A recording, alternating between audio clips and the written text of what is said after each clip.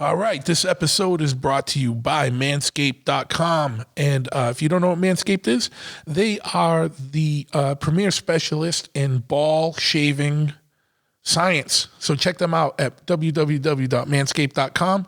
If you got a hairy nutsack, a hairy shaft, you're a full fucking heathen, you need this shit in your life. Their razor has these like special formulated ceramic blades that help prevent you from getting nicks, cuts, scrapes, burns, fucking whatever, in your most sensitive areas. And you need to check that out. So check them out at manscaped.com. They also have all kinds of other products to help you with general ball health and vitality. And if you use the promo code Big Truth at checkout, you will get 20% off your order and free shipping on top of that. So check them out, manscaped.com. Promo code Big Truth at checkout, you get 20% off your order. Also got to give a big shout out to my man, Jay Cerrito with Hijinks Apparel. He was a guest sponsor on this episode, and he wanted to donate to the official start of the American Bronado energy drink. I thank you for that, my brother. And I will use that to start getting some of the graphics designed. So I'm going to reach out to my man John that does the graphics, and we will get going on that. Law Tigers. If you ride motorcycles and you happen to be in an accident, you want to check out lawtigers.com. They're a motorcycle law firm founded by riders for riders. Check them out, lawtigers.com. And if you go to Facebook and type in Law Tigers in your state, you will get in touch with the local office. So check them out. I hope you never need to, but if you find yourself in that situation where you've been in an accident, check out the fine folks at lawtigers.com. Chop Cult. If you don't know what Chop Cult is and you ride a motorcycle, you're a little bit behind the times. I'm not trying to offend you. I'm just trying to get you up to speed. Check out Chop Cult. They're one of the largest information dissemination services for motorcycle riders and chopper builders and all of that. They have an online message board that has so many different topics. So, whether you ride a British bike or a Harley or a vintage bike or a new bike or a Japanese bike, whatever, you can find a information thread on that message board about your specific interest. They also have an online swap meet where you can buy, sell, and trade parts. They have an events page that gives motorcycle events happening all across the country and all across the world. And they'll send you emails with a digest of updated information, all kinds of shit. You need to check them out at chopcult.com and on all the social media, simply at chopcult. Omerta is a clothing brand or a lifestyle brand run by two friends of mine, two legit fucking dudes that have paid massive amounts of dues. So you want to check them out, omertamia.com. They got all kinds of shit you want, you need, you desire. They have hoodies, fucking socks, fucking shirts, fucking all kinds of shit.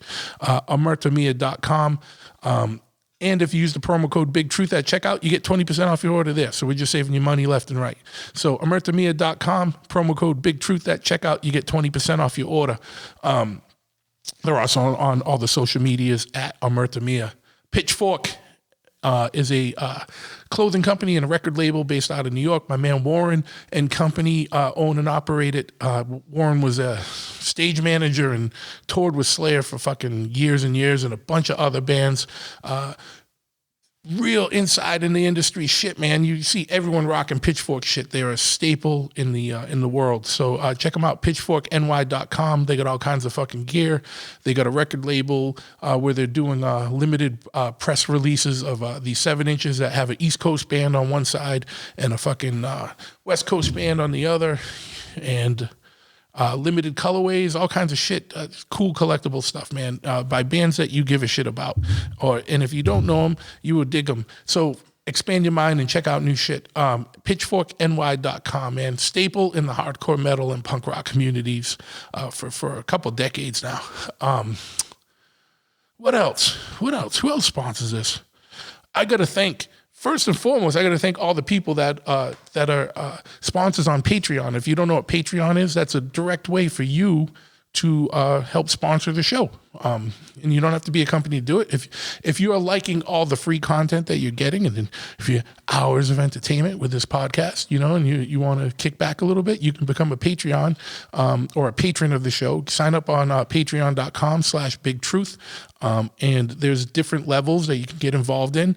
And each one of those levels comes with different perks and privileges. And I will send you a secret decoder ring if you get real wild with it. And I'll send you secret encoded messages. I'm just kidding. But yeah, there's all kinds of shit you can check out. Just go to patreon.com/bigtruth. And, we love you long time if you help me out, man. If you just want to keep this thing going, keep it growing. And yeah, man, that's the most important thing.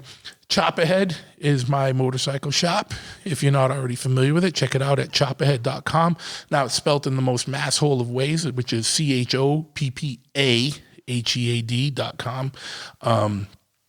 We're a full service motorcycle shop. It's a brick and mortar shop with a showroom and parts counter and in the front. And we got riding gear, helmets, fucking gloves, vests, jackets, whatever, and parts. We can get pretty much any part you need for your custom bike and or your stock bike, whatever, And we're a full service shop. You need an oil change or you need a full custom chopper built. We do it all, everything in between. Give us a call, choppahead.com. 508-995-6764. And if you're in Massachusetts, or if you happen to be in Massachusetts or in the area, come on by. I mean, people come from all over. We had people fly out from Ireland to come check it out. We've had people here from Australia, not Australia, sorry. We had people here from New Zealand. People come out. It's a destination. Come out, we'll get drunk, you know what I mean? And we'll do dumb shit. Choppahead.com, 13 County Road, East Freetown, Massachusetts. And if you want more information on the podcast, just go check out bigtruthpodcast.com. We got every episode up there, and more show information. But however you're listening to this, please hit the like button, hit the subscribe button if you don't already subscribe. Leave a review, tell a friend, help spread the word. Like I said, let's grow this thing and keep getting it better. I got a ton of shit planned for this year. We got a bunch of good guests coming up, a lot of interesting shit, a lot of fun shit. Let's keep it rolling.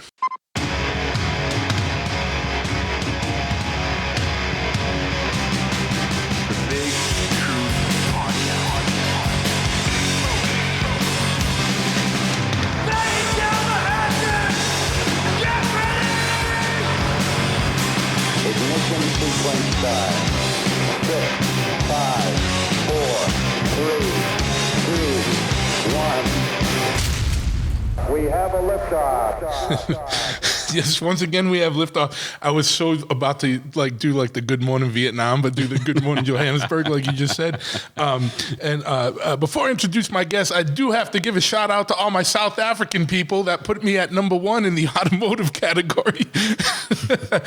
Hey man, I didn't know we were rolling heavy in fucking South Africa. Number 4 in the leisure category as well. Look at that. You know what I mean? But yeah, once again, we got this is the first episode of the year, and I'm here with my homeboy Ryan Bettencourt, who has worked on and off here over the years as a shop hand and is a wall of death rider, and so he comes around when he's not out on the road, and COVID's got everybody not being out on the road. He's also an avid motorcyclist that crosses the country on the bike all the time. It's winter, he's still riding here. You know what I mean? So I'm sure we got plenty of fun shit to talk about, man. And I'm gonna be stumbly for a little bit because I'm fucking dead fucking tired. But yeah, man, holidays are over, fucking getting back to the grind. And yeah, man, this time of year gets everybody. Yeah, absolutely. A good year or a bad year. Yeah, absolutely. It'll take you down. Oh yeah. It's good to be here. Thank you very much for asking me to do this. Yeah, man, I think it'll be an interesting one to, everyone, that's gone to a bike event where there's been a wall of death. I don't think anyone gets mad that there's one there. Everyone's pretty stoked to watch that. You know what I mean? So it'll be cool probably to get a little inside, background into what that's like. And I know there's a lot of history with that. And even in this area, there's a lot of history with that. I know you're riding with some of those guys over from Swansea and stuff. And yeah, man, it's been around for a while, and you're now part of that legacy. But what even got you kind of I mean, I kind of know the story a little bit, but, just pretend, I don't know, what I mean? But,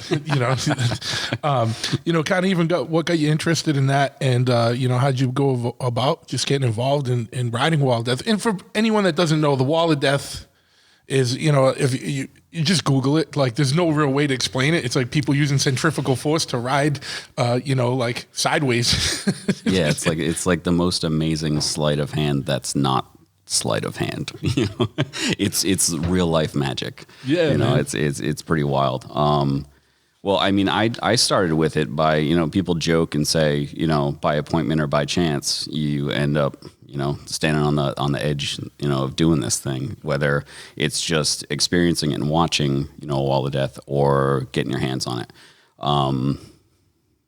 Realistically, to ride the Wall of Death, the only way that you're ever going to get a chance is jumping in, full bore, just going. And I was presented with that opportunity a couple of years ago.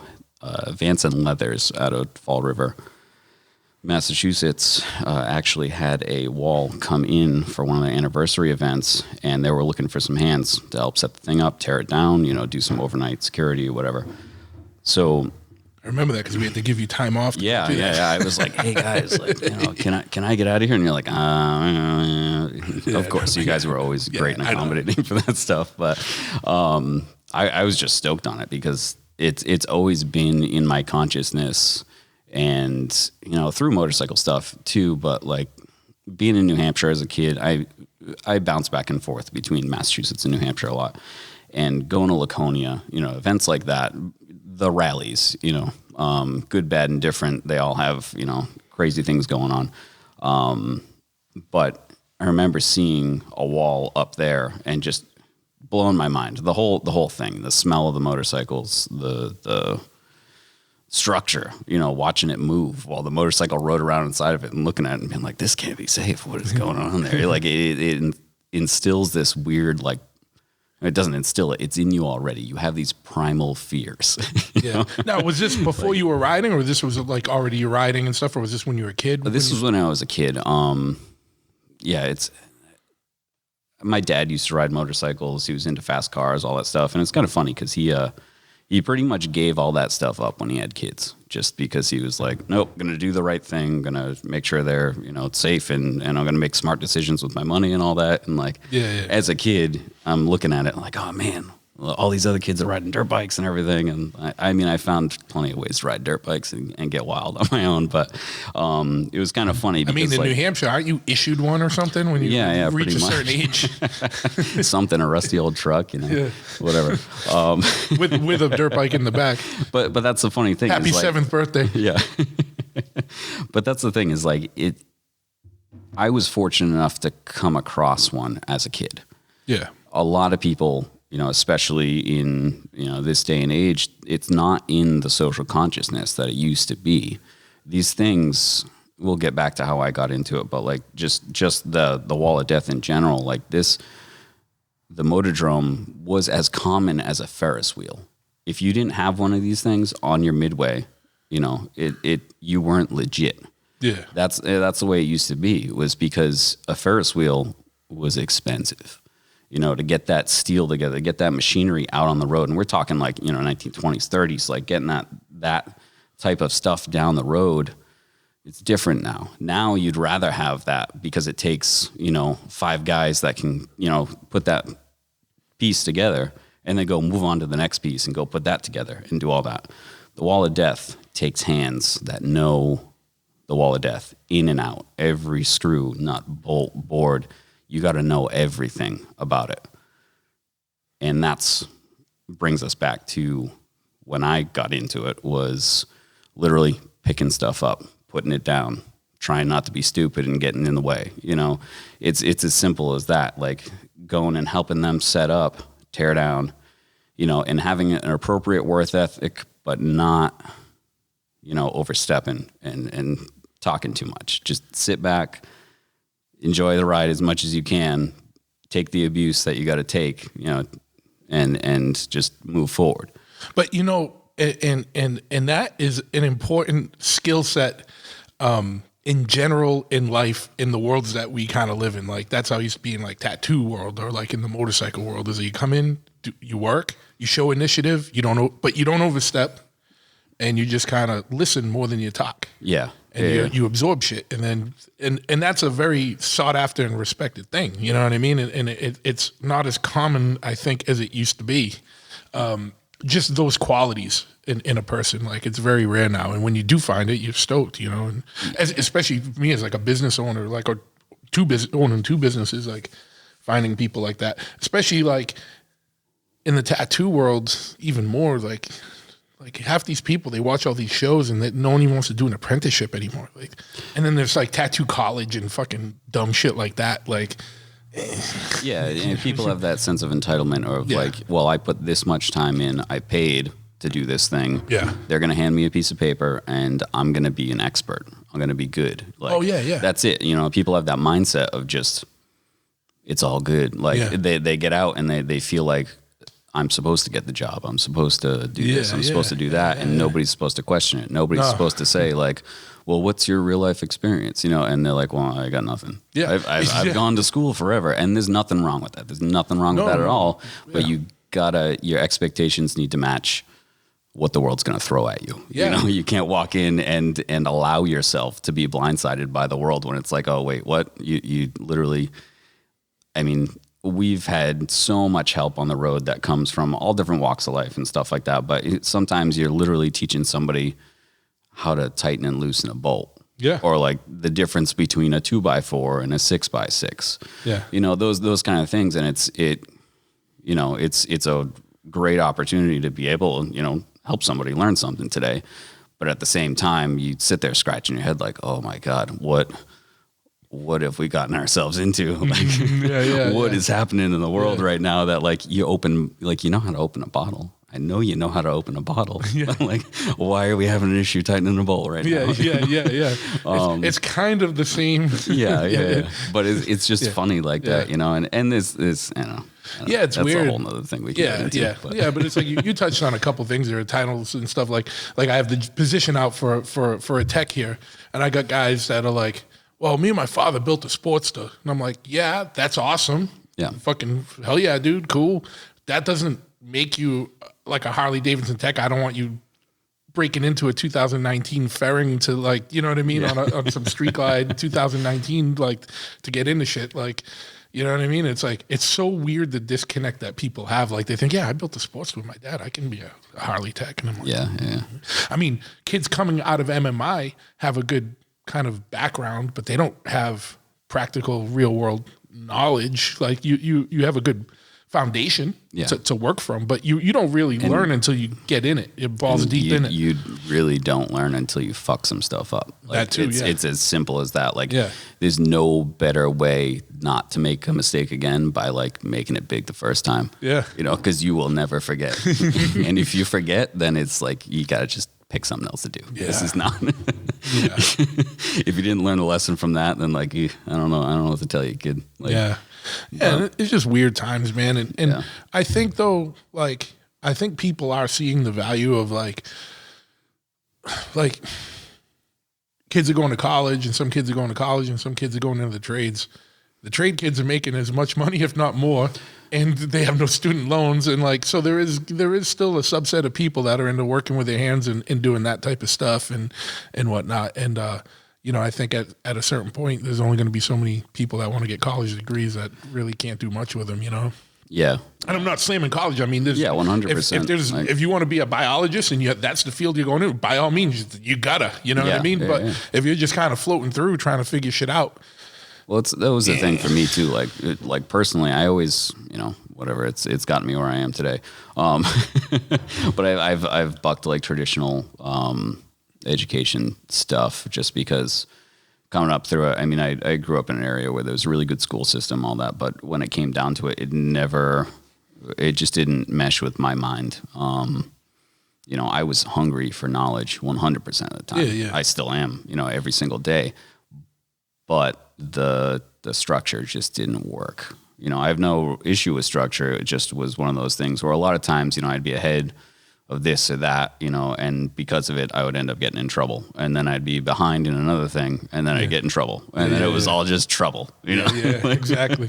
So it's like, it just sets you up to be like, well, what's the point, you know? Yeah. I just remember being bored as fuck in school and getting into trouble because we were bored as fuck. And so we were just doing dumb shit to make ourselves laugh or occupy yourself, you know? Yeah, and there was no, like, better revenge than, like, getting called on and knowing the answer while you were, like, fucking around. Yeah, exactly, yeah.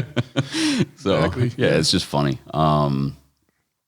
Yeah, I don't know. But yeah, getting into... Yeah, so Wall of Death, you saw it when you were a kid and it kind of planted the seed. Yeah, and it's one of those things that, like, the world's weird right now, but any chance you get, I don't care what one it is, if there is ever a Wall of Death in your area, you need to check it out. Yeah. You need to check it out. Even if you're not into bikes, it's something cool to go look at. And honestly, that's one of the coolest things is, like, it didn't even start. Yeah, motorcycles are in it, but, like, it didn't start there. You know, this is something that was bred. You know, some people, there's two different, you know, I don't know, trains of thought. That's the whole history of the Wall of Death is a pretty wild thing because on day one, it needed to be larger than life. Yeah. So you know, it's an attraction. It's an attraction and everything, but when it comes down to it, like in old carnival or vaudeville stages or anything like that, day one, it's already got a legend. You know, that's the craziest thing is like you literally it's brand new, but you got to pretend like it's some like ancient secret that you're, you know, revealing to the world. And literally, you know, there's people that are just flying by the seat of their pants, and it was just the newest, coolest thing. You know, it was, you know, people were doing it with bicycles at first, you know, like a teacup track, which literally was like slatted boards, you know, and they would just go around, and, you know, even at that point, a bicycle was a novelty. And you know, we're talking turn of the century and everything. And now you look into like 19 teens and you see, you know, Motordrome, like full on. It must have been hard as fuck to pedal that fast. Well, they were much, much smaller. Like the track itself was much smaller. So the current Wall of Death that, I'm with right now is 30 feet in diameter and it's, 14 feet tall. So it's a good size, but you know the ones that you were riding a bicycle on or something like that, they were only a fraction of that size. Yeah. And I'm just thinking about old bikes. They weren't like you know super ergonomic anyway. And no, be able to get the force to be going sideways, man. The people doing it, and they weren't completely vertical. You know, it was just like, you know, it was a slanted track, but it wasn't, you know, a straight up and down wall. But when it came down, I mean, people were just tougher back then too. You know, we're not nearly as resilient and tough as our grandparents were, and you know, exponentially, you know, beyond that, their grandparents. But there also wasn't as many frivolous lawsuits and weird shit like that. Oh yeah. It was completely fine to, like, you know, have a motorcycle jettison out of a racetrack and decapitate somebody, and they're like, oh well, yeah, you went to the races. Yeah, you know? you were there. So yeah, the Wall of Death in general, like as far as the history goes, it's funny because as of right now, I mean, there are a couple of people that have some really, you know, I think are pretty accurate theories about the origin, but nobody really knows. And that's, you know, frustrating to a lot of people that there's no definitive answer. People want to know, you know. So is there like a couple of like main competing ones? Yeah, there's a couple. And then there's also, like I said, there's people that want to believe that, you know, it came from racing, and then there's people that want to believe that it came from, you know, vaudeville stages where they started with bicycles and stuff like that. And realistically, I think, me personally, I think it probably came from the theater end more than it came from the racing end. You know, the racing end to a lot of people is flashy and cool, but I think a lot of it came from smaller. You know, you look at the way that ended up and where it went, you know, from stages to, you know, carnival attraction to, you know, World's Fair type situations and things like that. It was made to entertain people, not on a grand scale of competition or anything like that. It was made for quick in and out, you know, entertainment and getting volumes of people to see this thing. Sure. But yeah, that's one of the, I think one of the most amazing things about it is that it kind of it didn't come out of nowhere, but like the fact that like everybody, like I said, there's an answer for everything. today. And it's one of those things that's truly like still making people scratch their heads that are involved with it and truly have like made this thing their lives. They've dedicated years of their life to it, whether they're actually doing it or actively digging to find, the root of it or anything. Everybody says Coney Island, Coney Island, Coney Island, but there's no, you can keep digging and there's nothing there. There's accounts of, one being in the area or that, this, blah, blah, but there's no real definitive answer on that. So, and I'm sure I apologize to any Wall of Death people listening, because I'm sure I'm going to get some friction from some people on this. But I think it's okay to say you don't know when it comes down to it, and I think that's, like I said, that's one of the coolest things about it is like it doesn't have a definite start date. It doesn't, and I would like to think that it's not going to have an end date. Oh yeah. No, of course. I mean, and no one's ever going to get tired of seeing that. It's just more about, because then it just at some point I'm going to go to electric bikes. Yeah. I mean, that's progression and everything. But but it's like you said though, like as far as like origins and stuff, there's a lot of things that no one knows. There's things people would love to believe, or like they feel this way, or they have a theory and that they're invested in that. Yeah. But there's a lot of shit. Yeah.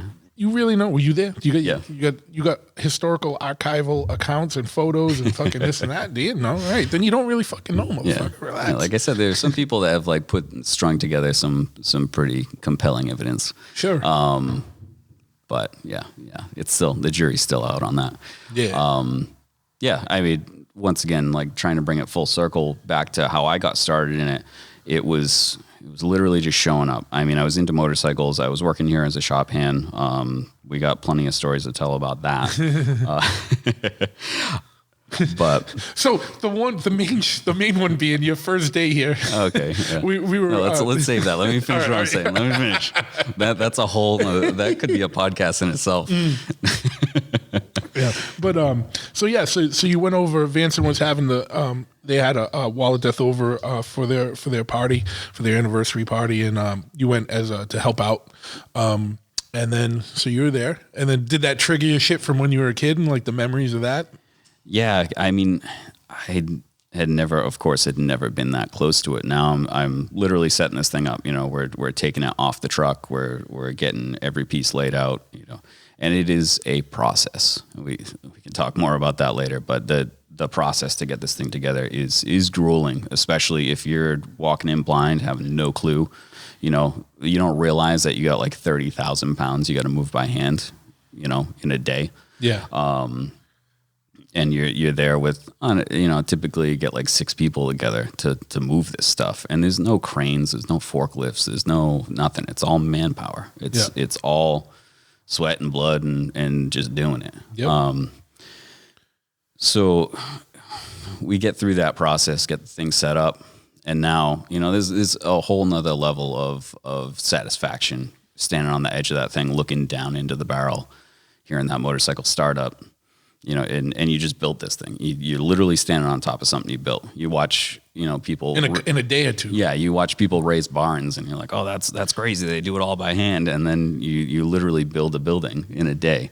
Yeah. So it's wild to be part of that, but not many people.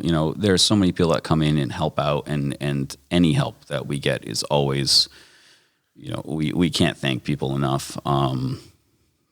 But when it comes down to it, the average person can take a day off of work and go do that. Or, sometimes we have guys that come in that are, they're just looking for day work or whatever. And that's it. They just want that engagement, of being able to get their hands on it, or they're just looking for some cash for the day or whatever.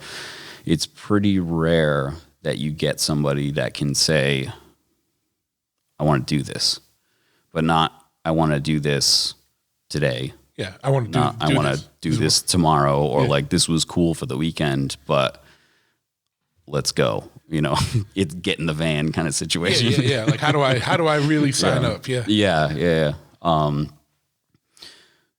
So it kind of became fast friends with the Wall owner that came out, and it was one of those situations where I was working here, and over the years, I've actively done everything I could to pare down my life. I used to work, regular job, and had all the stuff, new car, blah, blah, blah, all that, regular 9 to 5 kind of existence. And the stresses of that were not horrible, but every single day, I don't think a day went by where I felt like I was truly utilizing, I don't know. Like I just didn't, nothing ever really clicked with it. You do what you can to get by and tell yourself you're happy in what you're doing and whatever. And it just never really worked. So I was always looking for the next thing, just something weird, whatever. Give me a weird job. I'll learn something and do something different. And this opportunity presented itself, and they asked me if I wanted to go on the road with them. And I was like, oh shit. Of course, yes, but how do I make this work? Because that's always the big question mark. And I think, I was guilty of it myself, where forever I would just make excuses, and say I can't do that because, I got to pay this bill or that bill or whatever. But I got to a point where I got rid of all the bills. And a lot of people don't have that luxury, but it's not just a luxury. It's literally that took years. Yeah. It takes years to be a hobo when it comes down to it. You can do it completely, you can do it 2 ways. Yeah. Well, you can do you it. can just jump off, and then have that looming over your head forever. Or you can you can say fuck it, or you can kind of plan for it. Yeah. And I didn't know what I was planning for. I was just planning to not have to have that saddle on me, And then that opportunity presented itself, and I was like, shit, this, knowing what I knew then versus what I know now, I was like, this opportunity will never present itself again. I was starry-eyed with it. I was like, yeah, sure, it's time to go. You're like, all right, this is what I've been preparing for. Yeah. So yeah. And that was it from there. I went to, that was in May, and then I hung here for a little bit, and we did, what was the show in Cleveland? Fuel Cleveland. Fuel, yep. Yeah, that was the last. I remember my motorcycle went in the back of the truck, and we brought the Born Free bike. Yeah. We brought that out to Fuel Cleveland and hung for the show. And then at the end of the show, we went our separate ways, and I got on the motorcycle and I continued to South Dakota. And then, then it was Sturgis, and then from there, it's been pretty much nonstop. And that's honestly, that's the only way you can do it. You gotta jump in, and you gotta take the hits and just roll with the punches and dedicate. There's no 1 foot in, 1 foot out. You gotta do it. Yeah. Yeah. So how many active kind of touring Wall of Death outfits are there? And are there still some that are just stationary, you know what I mean by stationary? They're just at one place. Yeah. So obviously, pre-COVID. Yeah, of course, this year is completely thrown everybody for a loop, and nobody's getting out nearly as much as they would want to. Yeah. And this show, the Wall of Death itself, relies on getting as many people in, to see the thing as possible. Is literally standing shoulder to shoulder, screaming next to each other. So totally against everything that's technically okay right now. Sure. So yeah, there's a handful. This originated in the United States, and we are a dying breed, unfortunately. Like I said, this was as common as a Ferris wheel, if not more so in the early days of it. And because of the times and all of that, it's seen the numbers drop. Sure. to almost, I would say, a critical level. I mean, people that are much smarter than me that have been in the industry for a long time, would say that there can never be too many walls of death. And at this point, we have, like I said, literally a handful. there are, 4 that actively tour, and then, one that does a couple of gigs a year. And then we have like Motorcyclopedia Museum has, I believe they have 2 on their premises, but they're not ridden. And I'm sure there are a couple around the country that are unfortunately sitting rotting that nobody even knows what it is. Yeah. Sitting in some back lot because it was part of a carnival or something like that at some point in time. And now it's literally, lost to time because it just ended up sitting there, and it's wood. Yeah. It's a wooden structure. It's a beautiful, amazing thing. I worked on boats for years, and you're never going to own one of these things that you work on. It's always some rich guy's thing. Right? But it has a heart and a soul, and it breathes, and it's amazing. And then to be able to, step into the wall of death realm where you're working with, in some cases, the wood that you're handling is, decades old. And then, not like, 1 decade, 2 decades, but like, 40, 50, like these things have been around forever. And just to think how many hands have gone across this, how many like amazing wall riders have handled this stuff, and never mind the wall itself, but the machinery that goes in there. We're talking 1920s Indians. Yeah.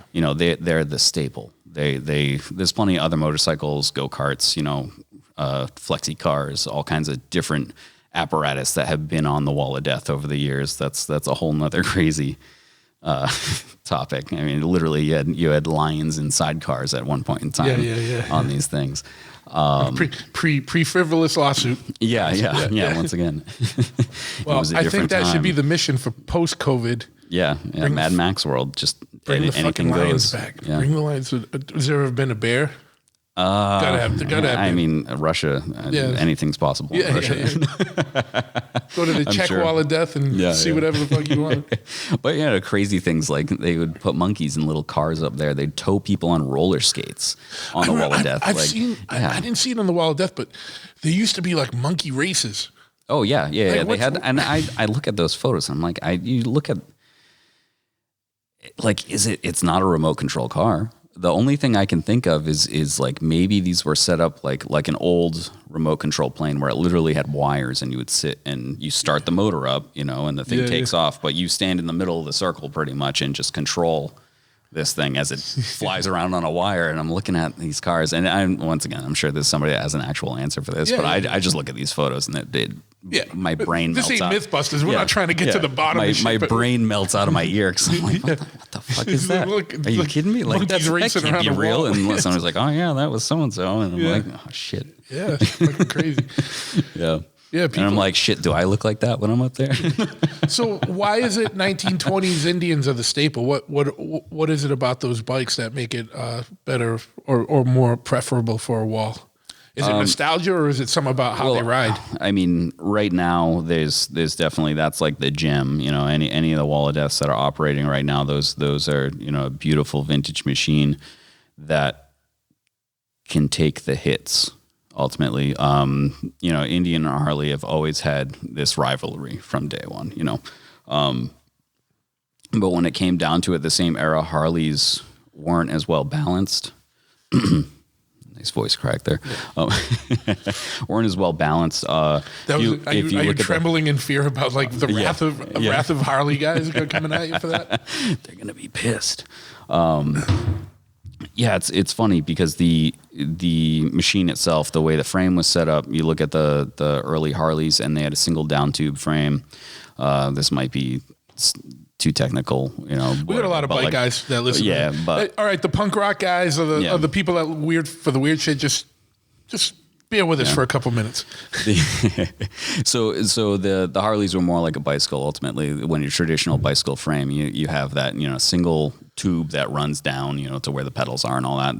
The motorcycle is the same way for the Harley. And Indian had kind of jumped ahead. They were definitely ahead of their time, and there were 2 tubes that came down that kind of cradled the motor versus the motor sitting on top of that single tube. And the floorboards, where you put your feet and the controls and all that, are also mounted to the frame directly, where on the Harley, they were rods that went through that then had the floorboards on it, and it had the primary stuck off the side. The transmission and the motor were very much two separate things. So there was a lot more going on.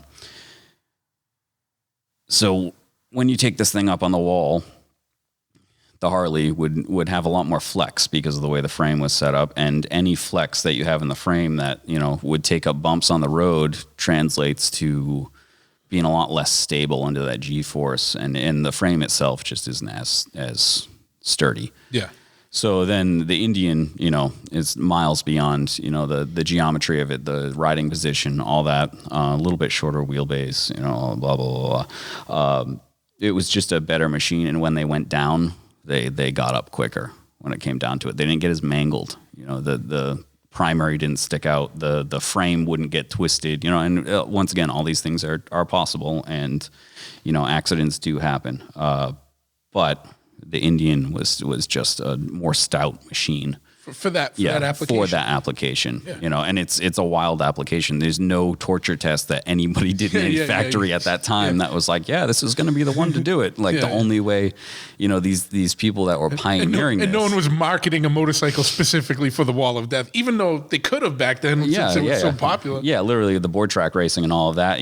There were factory racers for that stuff, but as wild as those tracks were and as steep as the banks were and anything like that, you weren't experiencing the G-force that you experience when you're riding on a vertical wall. And that's what keeps you stuck to the wall. You have to have that centrifugal force pushing you out there. There's as magical and amazing as the thing seems, it's all physics. It's all beyond my understanding in physics. I have the rudimentary, understanding of it, but like, yeah, and it's one of those things that truly you can create this like magical thing in front of people that is a tried and true method that it took some brave people.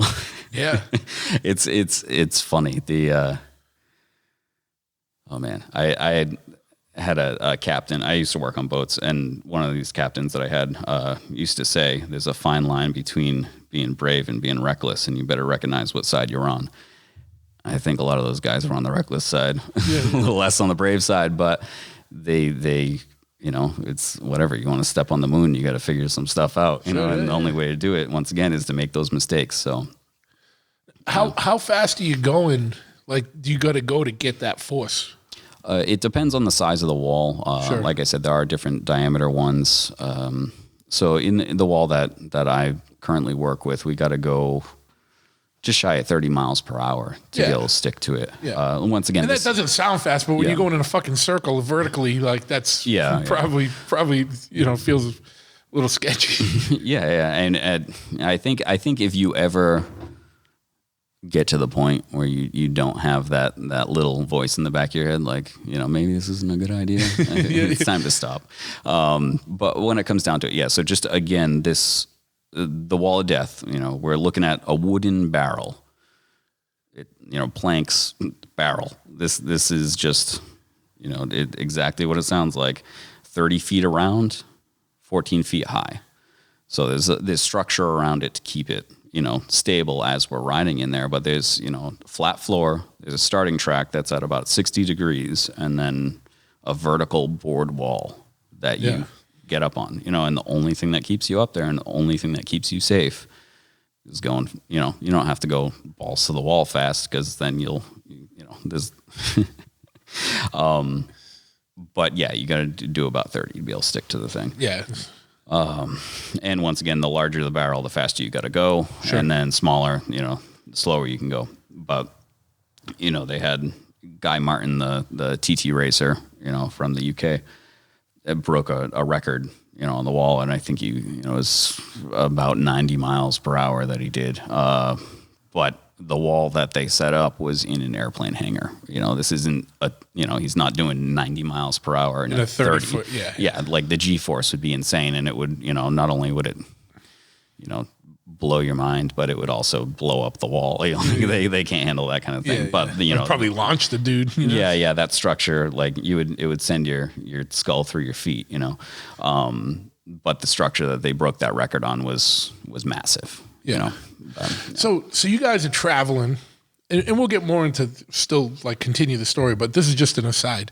So you guys are traveling and you get to a place and you set up a wall, but you put out a call for day labor to come help you guys do the wall.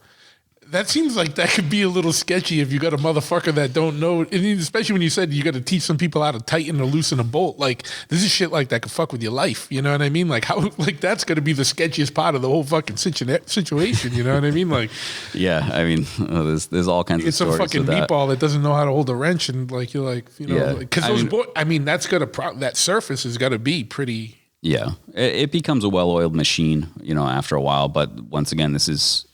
You don't just jump on the road with the wall and set it up and like they're like, oh yeah, you can ride it. You don't have the whole stuff. crew. Like, you do have to get people to help at the site. Yeah, I mean, typically there's like, I don't know, it depends on the wall, but yeah, there's typically like 4 people that are on the road all the time, and then we'll try to get like another 4 people in, you know, from just general labor help to come in and set the thing up. So that with that number of people, you can get it done relatively quickly. Our average setup time right now is about 8 hours. Oh, like I said, to move 30,000 pounds and build a building. Yeah. But it's wild because so many people, like I said, across the board, everybody expects something to just be done. You know, whether it's ordering a package from somewhere, they expect it to be there. They don't see that it's been shipped in 2 minutes from them ordering it. They're up your ass. Yeah, yeah. Same thing with the wall. They book it, and they also book a band. But the band just needs to step. Like, the band doesn't even set up their own equipment. Yeah, you know? yeah. So they just step on stage and pick up the guitar and go. You know, but with us, there's no, you know, there's no hands, there's no nothing other than the help that we get to come and set it up. But we're, you know, just as much a part of that. We set it up, we ride it, we tear it down, we do it again. But yeah, the help that comes in. We never put people in any situations that, you know, they're gonna. Yeah. We're always the ones that are, you know, in the precarious spots, because it's still, you know, even setting the thing up can be gnarly. You know, if it's raining, that alone, you know, to be moving a wall section that's, you know, probably 350 pounds. You know, a lot of these guys, a lot of times will have people come in that are, you know, the most jacked guy that goes to the gym all the time, but he has no practical strength. Yeah, there's a whole different type of strength. I'm 5'5" and 155 pounds, and I'm like putting some of these guys to shame. There's no reason why I should, you know. I'm an ant compared to these guys, but like, they're just not used to lifting and moving stuff. And there's, like I said, there's nothing against them, but it's just, we just get conditioned to it. And the best way to learn to ride the wall of death is, once again, to get your hands on everything. But honestly, the best way to get in shape to ride the wall of death is to build it. Yeah. You know. That's the only way to do it. And like I said, most of the time it depends. Over the years, I'm sure it used to be a lot more difficult. You know, when there are more motor dromes, when there's more of anything, you know, you can be more selective with stuff. But right now, we're in a situation where, you know, people don't want to work that hard, you know. And I don't fault them for it. It's just the world that we live in right now. Well, so to find people, the problem is that this world. Well, I don't know the world, but right now the country's rewarding people for not working hard. You know, like, it's like, yeah, you know, don't go to work, we'll pay you, and then we'll pay you an extra $600 because you're not going to work, and blah blah blah. Yeah, and that's the thing, is like, even if that's going on, like, you still have to find your work. Yep. It doesn't have to be, you know, whatever, you know, working for the man, like getting ground down. But like, I've never understood. I mean, my family and everything, and like my father. He's always worked hard, and like, I grew up watching that. I was fortunate to have that dynamic and to learn from him, and to be, you know, yelled at when I wasn't doing it as a kid. And like, as much as I hated it, I'm fortunate to have that. There's a lot of people that don't have that, you know. No. So like, I will never, you know, talk negatively about that. But it I don't know. I grew up in a way that kind of, you know, helped me out, but it also kind of put me in a disadvantage because I'm not used to the modern world. I know. I'm not made for this place. What the hell's going on here? I know. Well, that's why I love my little fucking shelter from the rest of the world. Like, this bike, like the bike in the tattoo shop is still kind of bastions of kind of old school, like, living. Yeah. The tattoo shop has to be a little different. Like tattoo. It's so sad, and I'm not trying to bring it down that road, but they used to be fucking pirates dens, and now you got to be like, hey, welcome to the tattoo. That too, and you guys do, you guys do removal over there, which is, it opens you up to a whole nother end. I know. I can't be like, hey, come on, let's hammer some whiskey and let me lazy you. Well, not even that, but just like the person walking through the door never wanted a tattoo in the first place, kind of thing. I know exactly. Yeah, or thought it was a good idea, and then they're like, get this thing off me. Yeah. And once again, like, everybody makes their life choices and all that. Absolutely. No, but and like, I think just in general, I mean, I've always seeked or tried to seek that out, to find those places, find those families and those niches where shit was real. Like you if you'd said the wrong thing, you got smacked in the side of the head, and you just figured it out, that kind of way, rather than everything just being okay all the time. Yeah. And nobody, if somebody has an issue, nobody says anything until you find out that, like, oh, you're getting fired tomorrow. Yeah. And it's like, wait, about what? You get blindsided with some shit where, like, because they don't want to deal with it. But just in general, growing up in the Northeast, like, that's, if somebody's got a problem with you, they tell you. It's just straightforward. Yeah. So it's not like that everywhere. It's weird. But passive aggressiveness is the most annoying character trait. Yeah. One of the most annoying character traits that there is. So if you find yourself engaging in that, you're probably not listening. Passive aggressive motherfuckers probably aren't really listening to this. But if you are and you got this far into it, then if you recognize it, correct it. Check that. You'll be fine. Yeah. You'll be fine. Things can be better for you. Yeah, you can always change. Always change. There's always room. You can learn something new every day. If you're not learning something new every day, you're fucking up. Yeah. So yeah, man. So, how long did it take? You signed on. You set up the wall, and then they asked you to kind of continue on, and so you jetted out to Sturgis, and started there. Like, how long did it take? What's the training like? Like, and how long was it before you were actually riding the wall? Like what's that process like? Well, and I'm not asking you to give like arcane secrets of the trade, but just secrets, kind of, but the overview of it, like, what's that process like? Because I'm sure that's probably interesting to people, Yeah. Like I said, the key to all of it is put the work in, setting up, tearing down, getting the load from A to B, making all those jumps, not asking too many questions, just, making sure the job gets done. And depending how you are, there's no set timelines on any of that stuff, sure, but it's one of those things where, like, if you resonate with the person that, is ultimately handing this knowledge over to you, then it can be quick, it can be slow. Some people, depending on how they act, and what they're capable of doing, how quickly they retain the information, like, it might take them years to learn how to ride this thing, or it might take you 6 months, and it totally relies on you and your relationship with the person that owns the wall. Yeah. When it comes down to it. And it depends. Some people are, the biggest thing is dealing with the G-force when you get in there. The easiest way to equate that is if anybody's ever been to a fair or carnival or anything like that and been on a gravitron that spins around, pushes you against the wall and you try to sit up or do whatever. Yeah. Some kid's throwing up and it's sliding up the wall and all that shit. It's hovering in front of your face. Yeah. Like that sensation is a fraction of what you're going to deal with up there. But if you can handle that, if you can kind of get your head wrapped around it and, then maybe you might be able to, like, start to think about getting on this thing. But once again, you got to do all the physical work first. You got to set this thing up, tear it down, set it up, tear it down, set it up, tear it down. It's the world's most intense Tetris game, getting this thing on to the trailer that it goes on and everything. And it's just learning it, and once again, just keeping your mouth shut and doing it. But yeah, it's once you can show, that you're not wasting their time ultimately. Yeah. Because it's one of those things where people dedicate their lives to this thing. Sure. So they take it very seriously, It's not just, sweeping a shop up or It's not only dedicating their lives, yeah. but they put their lives on the line for it as well. Well, yeah, that too. And you gotta be able to trust the people that you're working with. Everybody's gotta be reasonably predictable. When you're in there, you can't have somebody, changing up what they do, because it can be dangerous, not only to them as an individual or to the rider, but to the potential, like 150 people that are standing up top, looking down on this thing.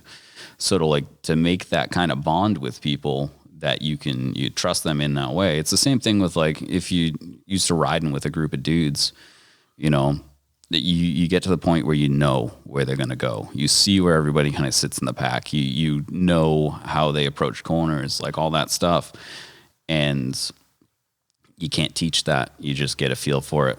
There's no amount of, there's time and experience. Yeah. It's seat time, with all of it. And truly that's the way it is with the Wall of Death too. And it's seat time before you even get to sit on the seat, Yeah. It's just sitting watching,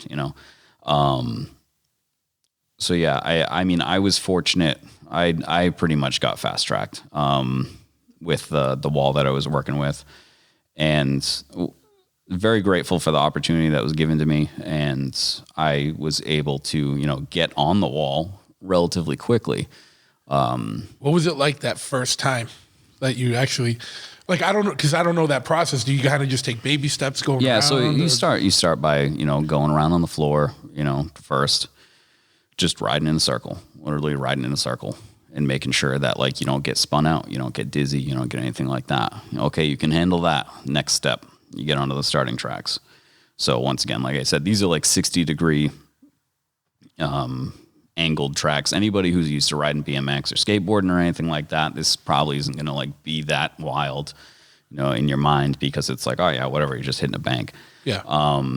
But getting up onto that bank, that first bump, onto the thing is, it can be intimidating. And the floor is slick, like, you got to have the right speed to go into it. And if you're never going to low side the bike when it comes down to it in there, because everything's trying to push you against that wall. The faster you go, the more it wants to throw you in there. But you will high side it. You will high side it so fast. You will high side it faster than you can even think. And by the time you're on the ground, you'll just be kind of getting your head around what you did wrong. What happened, and that's the thing. People are used to putting their feet down or putting an arm out or anything like that. And you just got to commit, it's one of those things where it's just seat time, and you gotta scrub up a little bit, to be able to realize, like, well, that's not the way to do that. Yeah. That thing that was kind of okay, and my form wasn't great, but I was like, yeah, it's fine. Like, it'll come out and it'll bite you. But yeah, it just takes time. And like I said, you start low and slow, just doing the same thing, and you don't move to the next step until you got it down. There's no jumping, skipping anything. No, you can't. Yeah. It all has to become second nature. You think about, like, emergency braking on a motorcycle or something like that. Like, for guys that ride vintage British and then jump on a modern bike, and your brake and your shifter's on the opposite side, or vice versa, or early Sportster. Yeah. But, like, that kind of stuff, like, you'll find that, like, you figure out real quick where your head's at when, you got to stop quick.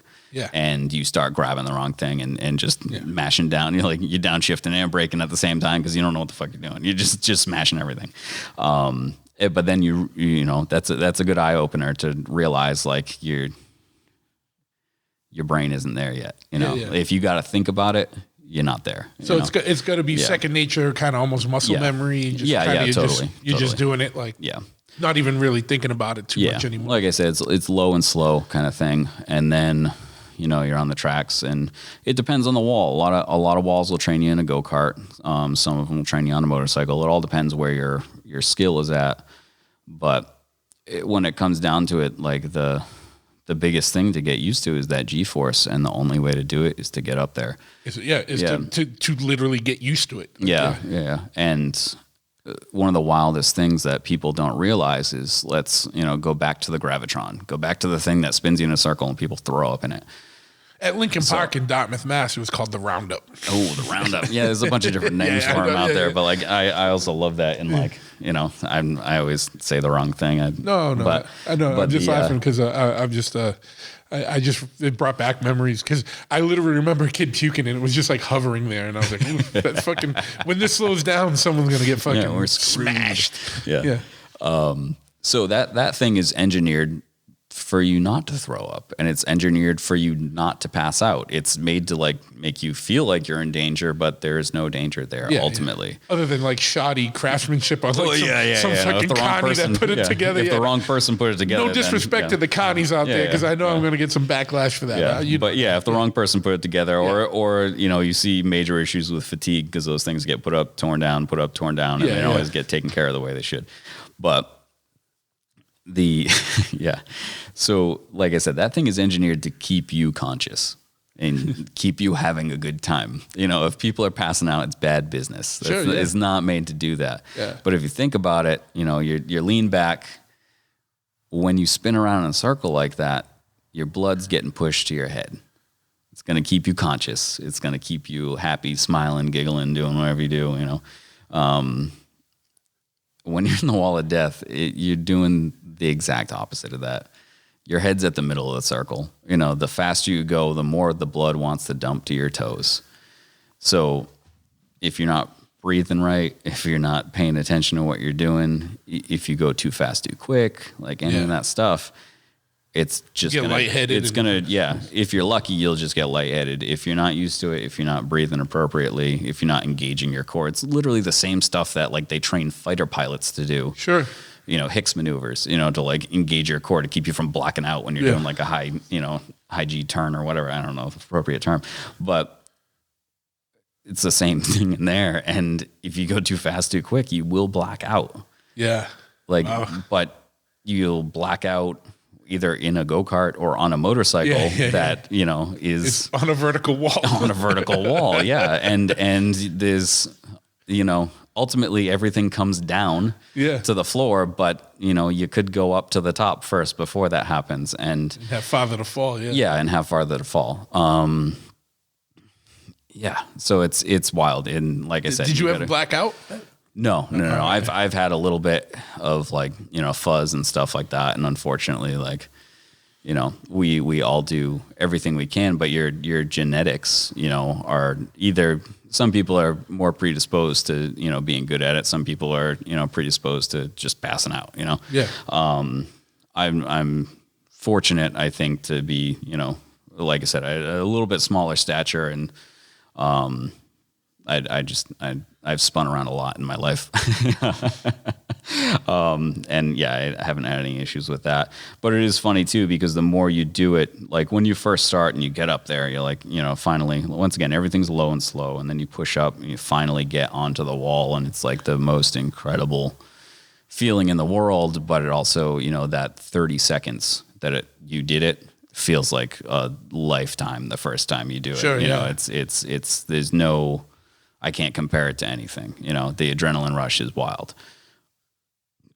You come down, your heart's pounding, you know, you can literally hear your heart in your ears. Breathing and all that stuff. If you didn't hold your breath, a lot of people just hold their breath when something like that's going on, and it's the worst thing you can do. But you come down and like I said, nothing compares to it. Yeah. And that feeling doesn't really go, at least for me, it hasn't gone away yet. I hope it never goes away. I still, that adrenaline rush is amazing. But, okay, so now you've gotten onto the wall of death. Cool. You know, they, like we said earlier, there were monkeys and carts doing it. So, like, great accomplishment, but like, who are my peers? No, no, there's so many amazing, you know, so that's the first step. You know, you're like up there. You're up there. It's great. But now there's so much further to go. Sure. You know, that's you've only dipped a toe into this, you know, and then you got to get like stamina up just to be able to keep doing it, and just to be able to breathe. Like I remember just, you know, just keeping yourself, you know, learning the appropriate amount of like, you know, fighting to keep your body position correct versus like, you know, how much you can relax to also not fatigue yourself and all of that. There's just weird, so many weird little nuances to the thing that it just lessen up on the grips a little bit. Don't bend the handlebars. With no need to white knuckle it. Make sure you're breathing, all that stuff. But yeah, it's wild, man. But that's not even half of it. So like, that's the wild end for people learning, and riding it and the adrenaline rush that comes from that. But now doing it in front of people. Oh yeah. Yeah. I've always felt like if you had time to be afraid, you're not paying attention. There's too many things that you need to be paying attention to allow there to be fear in your mind. You can have that little like thing in the back of your head ultimately, but if you're consumed by fear, you're not paying attention. Like you need to, step out, correct your head, whatever, and maybe it's not for you. So you literally could go out on the road and set this thing up and tear it down, a million times, and then get in, a cart or on a bike and make a couple of laps and realize that like, shit. Yeah, this ain't all this time that I put in, like it's all for naught, and I don't think anybody that's operating right now would ever kick you to the curb. But like when it comes down to it, like some people are made to do it and some people aren't, if you're, I don't know. It's funny like that. And it's hard, there's no way you can just look at somebody and know that they're going to have it or not have it, Yeah. So, and we can condition ourselves to do anything. Our minds are amazing, and our what we can do with our bodies is incredible if you actually put the work in. But sometimes if you really want it, I mean, there has to be major genetic predispositions to make you not be able to do it. If you really, really want to do it, there's a lot of shit. Like, I kind of just piggyback on what you say. You could overcome. Yeah. But, you got to really, might have to put in a lot more than someone else who can handle it a little easier. Yeah. So there's a lot that goes into it. And like, as far as timelines, for learning to ride and things like that, it's all over the place. Because it completely depends on the individual. And then right now, you have a crazy situation where you might be the most promising person that could ever have stepped into a motordrome, and it doesn't get set up when there's no shows. Yeah. There's no, like, you don't set it up in the backyard just to practice, have fun. Yeah, just to practice. You go on the road and you do shows. Yeah. It's a business. And it's got to make money. It's not making money sitting still, What's your favorite part of it? The people. Yeah. Yeah, it's wild. I got the goosebumps like thinking about it right now, because when it comes down to it, I remember seeing it as a kid. I will never forget seeing, and that wasn't even going inside and seeing it. That was standing outside and watching the barrel pulse as a motorcycle went by on the inside, and like seeing the stage outside, and like just that scene in my mind is burned. It's ingrained in there. And there are people, like I said, this thing has been around since the, late 19-teens. And there are people that'll come out that are, 80 years old that can barely make it up the stairs into this thing. And they can tell you all the details from the first wall of death they saw. They can tell you what the rider looked like, what the motorcycle. They don't even remember their kid's name, or which kid they're talking to, or whatever. But they'll tell you about that. But this thing shook them, in the best way possible. It got them immediately. And then you have somebody that comes up the stairs, whatever, it could be a great grandkid. It's like 8 years old that has no clue what they're walking into. They just know they're being led by the hand, brought right up to the top. And their faces when, that 80-year-old is standing up there and he knows what's going to happen. And then the 8-year-old is standing up, looking over the edge and, might be shitting themselves because they're like, it's intense. It's a crazy thing. The motorcycle's firing up, the sound that comes out of that barrel. Within 2 or 3 laps of a motorcycle going around, they both have the same smile on. Yeah. And that the 80-year-old is reliving that experience that they had when they were 8, and that 8-year-old is having an experience that they are never going to forget. You're one guy's reliving it, the others having it imprinted Yeah. in real time. Yeah, it's a wild thing to see, like it literally like transcend generations in front of your eyes. Like, Yeah. and that's how the thing survives, is that literally like that lore gets dumped onto somebody who was completely unsuspecting. That's my favorite part, is especially like doing non-motorcycle events, like, because it's kind of in the consciousness in the motorcycle world. Sure. But when you go somewhere else, years ago, we did a gig in California that was for like a music festival. And the people that came out to that, you know, they're enjoying the music festival and everything, but they came into this barrel, they walk in front of it and like, what is that? Is that a ride? But before you go, Yeah. for what kind of music festival was it? It was wild. It was, it was who was it? It was the Growlers put it on. So it used to be branded as like beach goth or something like that.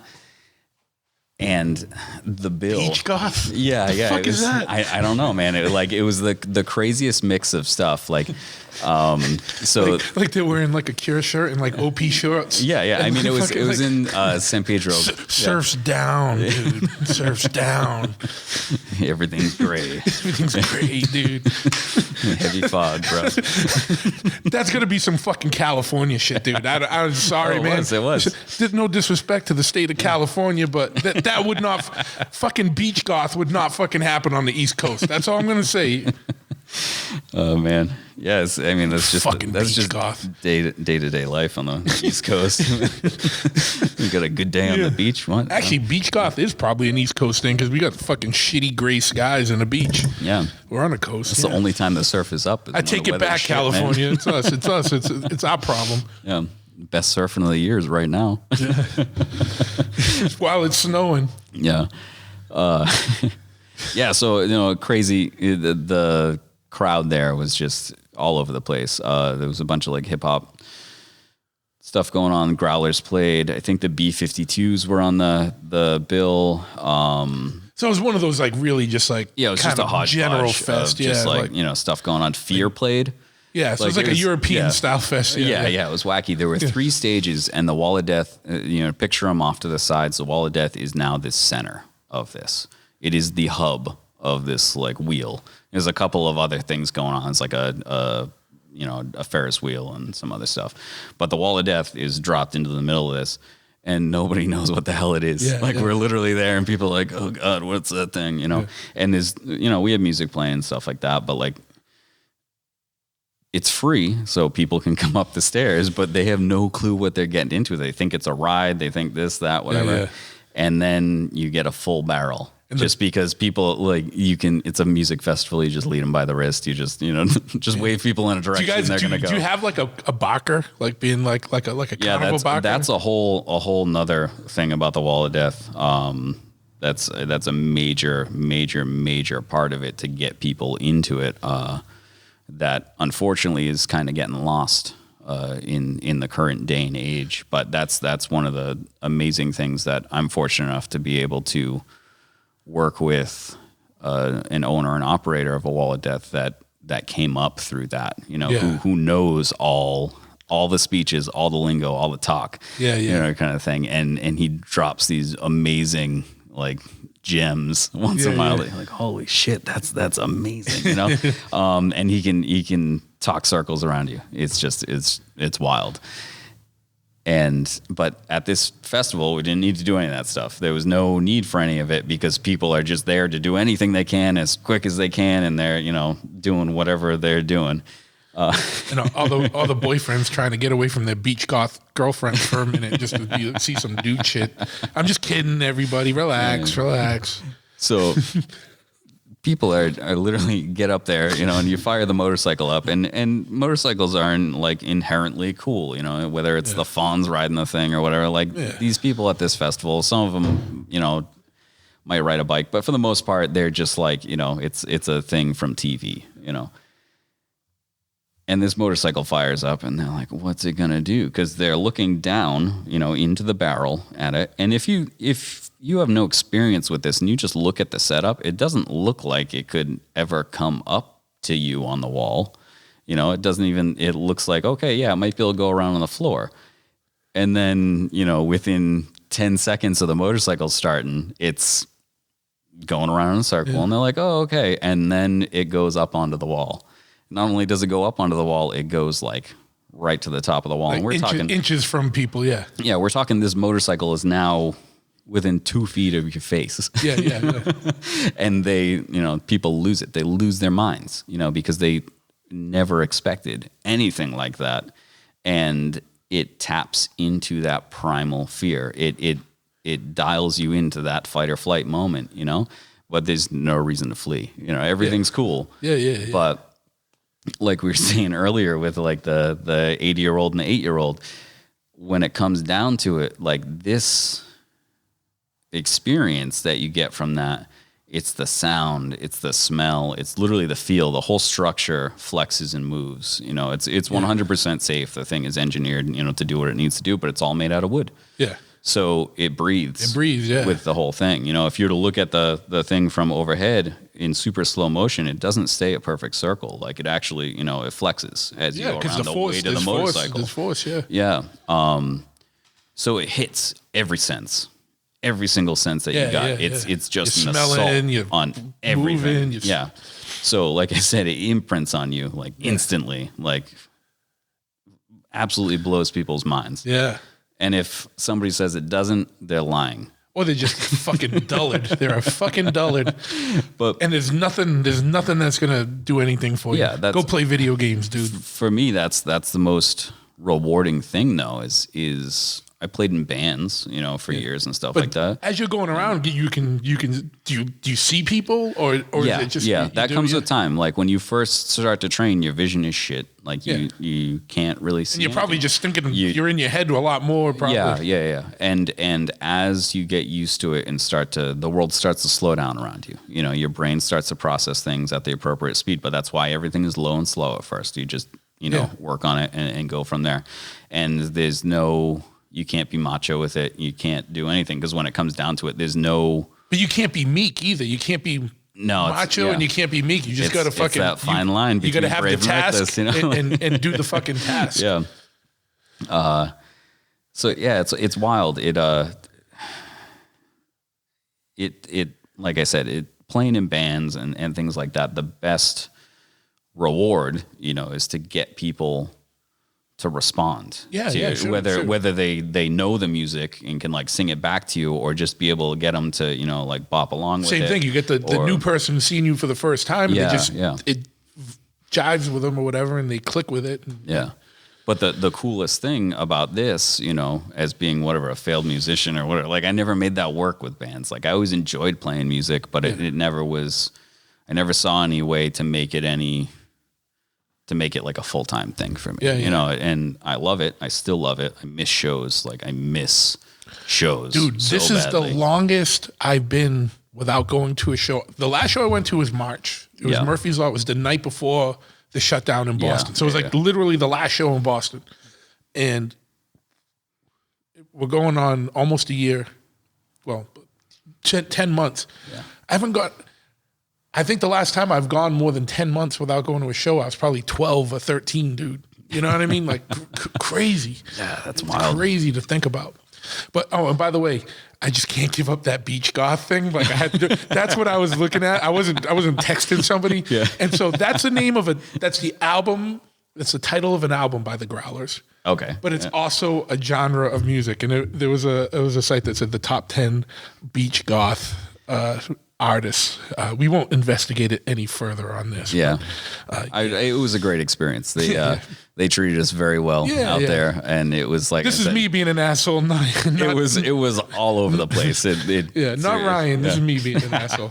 I just can't get over beach goth. Like it seems like hilarious. Two things that shouldn't go together. And the Growlers, like I said, they're great and everything, but like I was just sitting. I just see a motherfucker sitting in an umbrella at the beach, with a big umbrella, like with white face, white makeup.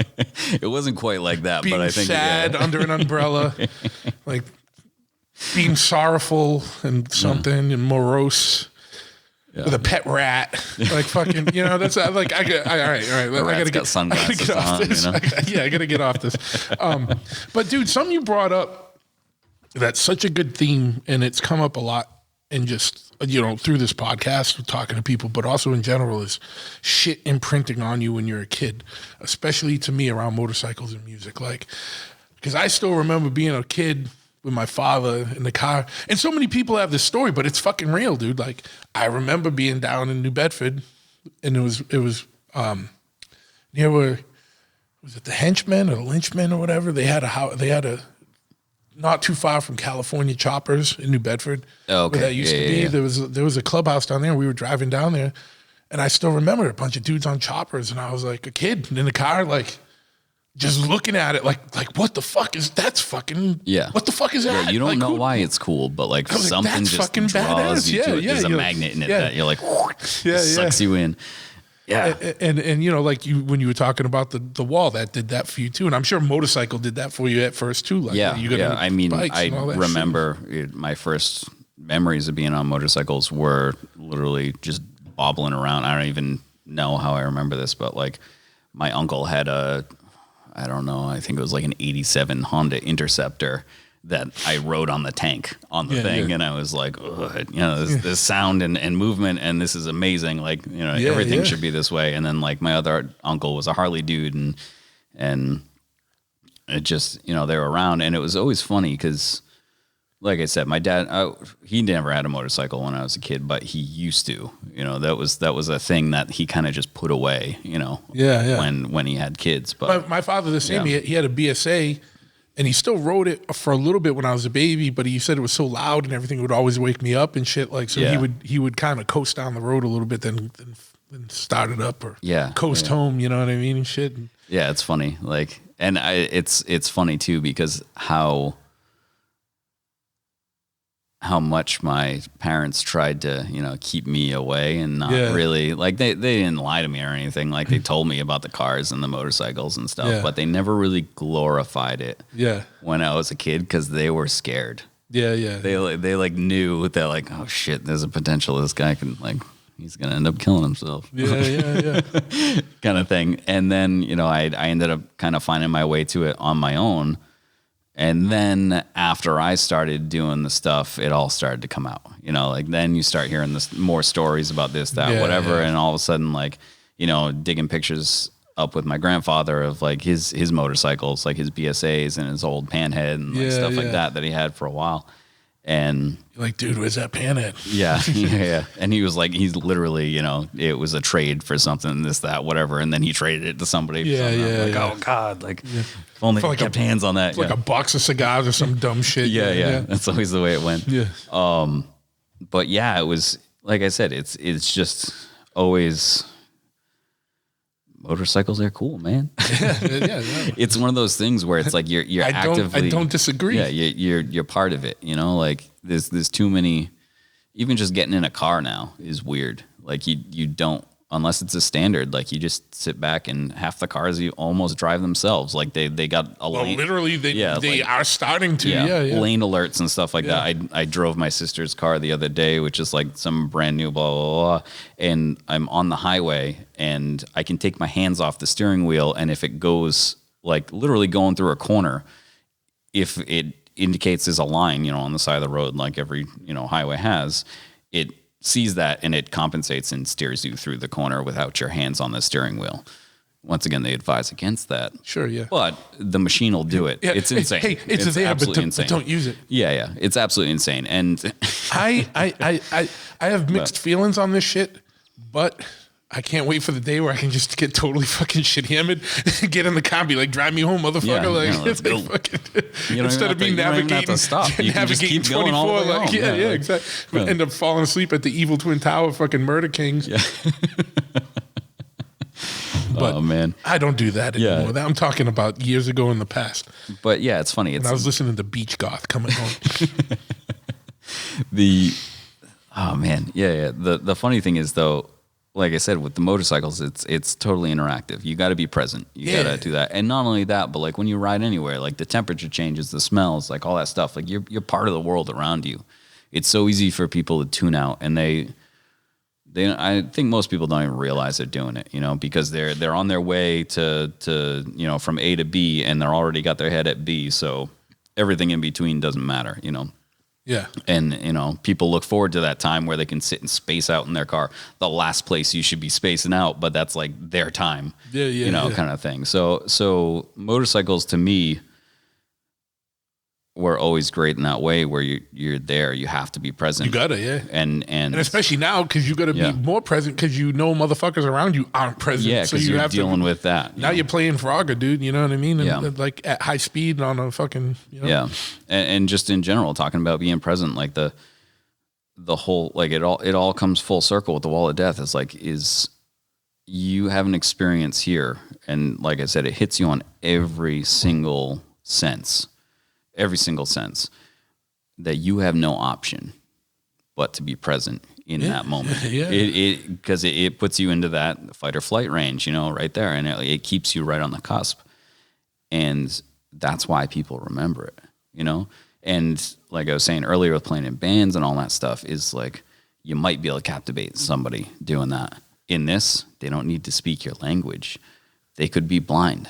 They could be deaf. Like you can be missing one of your major senses and not speak the language, and you're still going to walk away from that. You're never going to forget it. It's wild. It's wild. And for me, like I said, playing in bands and like being able to get like a taste of that was cool. But now knowing, like I mean, never take it for granted. But knowing that I can step into a situation and, you know, whether it's one person standing up top or 100 people, to be able to get that reaction out of somebody every single time, it's like, it's amazing. Yeah. That's the best thing. Absolutely the best thing about it. Yeah. And so outside of Wall of Death, you guys do like that, some of the other crazy shit, like riding on those stands that are like, how high? Oh yeah. Oof. So to me, that's the shit. Like, you know, I'd be willing to, like, you know, obviously I don't have the time to put in the time to be able to ride the Wall of Death, but I'd be willing to do that. I would not be willing to ride on one of those fucking stands, dude. Like, I don't like heights, but like, that's fucking crazy. Yeah. How do you even get the bike up there? So what he's talking about is back to the carnival barking end of this.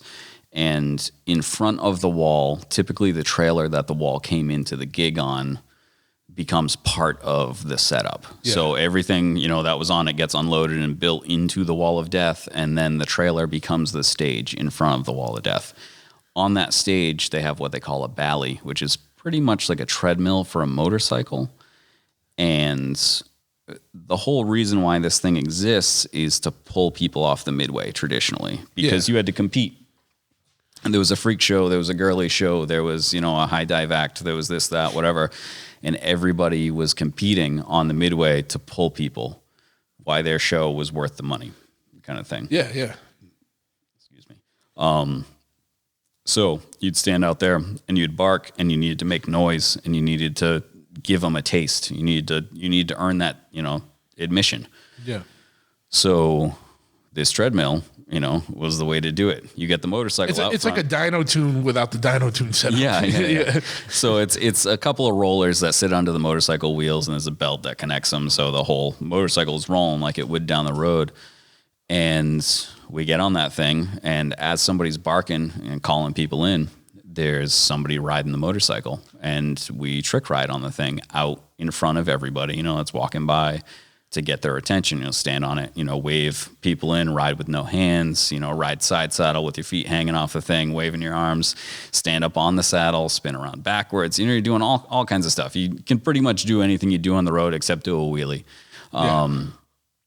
So you're doing all that. We're running like an old police siren off the thing to make noise. You know, the whole reason is to attract attention, people amped up, get attention, you know, get them a little taste. Typically you run them through, you know, like the traditional ways to tell them what acts are going to go on inside and stuff like that, and give them a little taste of that. So there's a couple of different setups. Traditionally, there's just one bally roller in the middle of it, and then, you know, some other setups have set up towers and stuff like that to, like, you know, make it more grandiose and try to just like bring it to the next level. And riding on one of these things is like riding on ice. So, and once again, this is all before you get a chance to ever go into the Wall of Death and get on a machine. You're going to get on this thing, you know, out front. And it's all about getting used to balancing the thing. Pretty much, you know, what they say is if you can't do it without your hands, then you can't do it at all. That's the, the mindset on there, and anything that you do with your hands is pretty much too much, kind of thing. So you get used to driving riding the motorcycle, steering it with your core, and just working it that way. But it's all to build your showmanship, to build your skill, all those things. But weren't there some that were like high up? Yeah. That's what I was talking about. Yeah, there was a setup in it was for the 115th anniversary for Harley Davidson that we did out in Milwaukee, that there were a couple of different towers. So there were 3 roller setups that we had. They had the one that was on the stage, it's always on the stage. And then there was one on the far end of the trailer that was like, I think that one sat at about 11 and a half feet, 12 feet high. And then there was a third one that was built out in Sturgis that, ended up getting trucked down the road to Milwaukee, that was sitting at like, I don't know, I think it was like 16 feet. Okay. So we had like... That's the one I'm talking about. Yeah, so there was like... I thought it was more like 30 or something. But no, but you stand next to it. 16 feet is high. Like, people don't especially if you ride a bike side saddle, no hands and fucking whatever. Yeah. And there's a little grate underneath you that's like, when you stop, you put your feet down, but it's only a foot wide, and the rest of it's just see through down to the ground. Yeah. But how did you get the bikes up on that? That one, actually, there was a telehandler that came in like a big, lift. Oh, okay. And we stropped the motorcycle up with a lifting strap precariously, put it up on top of that thing. And then they all have, for insurance purposes, a safety chains, all that stuff, that keep stuff, we like it to make it, like to make everything look like it's really dangerous, but we need to do it within reason to make sure everybody's safe. Sure. Yeah. Wink. No, yeah. I'm just kidding. I'm just kidding. What we do is inherently dangerous, but it's okay if it's inherently dangerous to us as professionionals and riders and things like that. But not to innocent. I don't mean innocent, but no one's innocent, but to bystanders, there's no innocence. Yeah. To the looky-loos you're trying to get into the show. Yeah. But yeah, that's, and it's all a gimmick when it comes down to it. It's just a get people excited. And when it comes down to it, like it's funny because as a performer, there are so many things that you can do to up your performance in your mind. And 90% of the time, the audience won't even notice. The little challenges that you put in front of yourself to and you're like, wow, I'm really getting good at this. Like, you feel like you're accomplishing something. They don't matter. Over time, you just you're fine with it. But there are so many things that if you can do the base level stuff really well, and smooth and solid. People respect that. The audience just sees that, and they're like, oh, wow, that's great. And then this thing that they're looking at the visuals and the flash of things, not the actual mechanics. You're looking at things on a deeper level that are way more technical, that a motorcycle guy or gal would be like, oh shit, yeah, that's crazy. But it's not might not be as flashy as some of it's funny. The basic shit that you're talking about. And it's always, every walk of life, different jobs I've had and things like that. It's always funny dealing with the public because you want nothing more than to impart every little bit of knowledge you have on them, but you got to figure out a way to package it in a appropriate size, consumable, digestible chunk. Yeah. Because you can just, vomit all of this info on them and they just look at you like glazed eyes. Yeah. They're like, but what about the motorcycle? That's part of it. Yeah. Seedy little mascara beach goth eyes.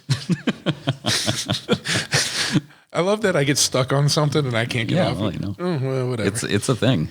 No, one of my favorite things have been in contact with you through the years is the odd jobs and the weird shit you've gotten into in between, in between, when the wall goes on hiatus for a while, when show season's over and stuff. Because you said the wall's not set up when it's not on the road, and so when you were working at that place in Texas, that ranch, the fucking the hunting ranch, or just different shit, man. And you're always riding back and forth cross country. What have been some of the highlight type things, you know what I mean? Of as someone who's traveled multiple times across country on a bike, what have been some of the more, interesting things that you've come across, Oh, where to begin? Whether it's work or other shit that you get into. That's one of the things with the wall that makes it really difficult for a lot of people too, is like I said, there's a million aspects to it that are challenging, but one of the most basic things is that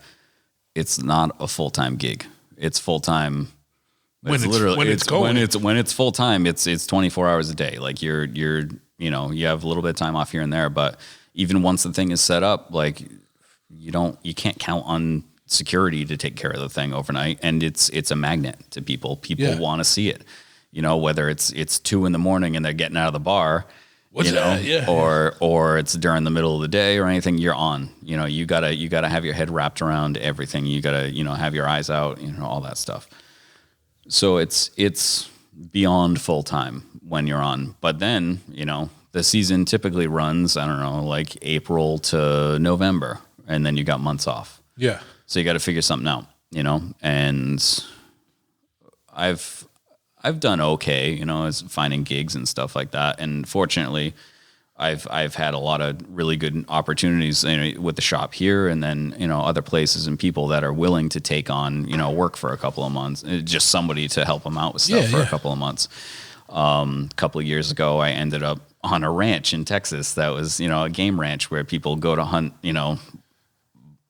hogs and like other exotic animals and stuff like that.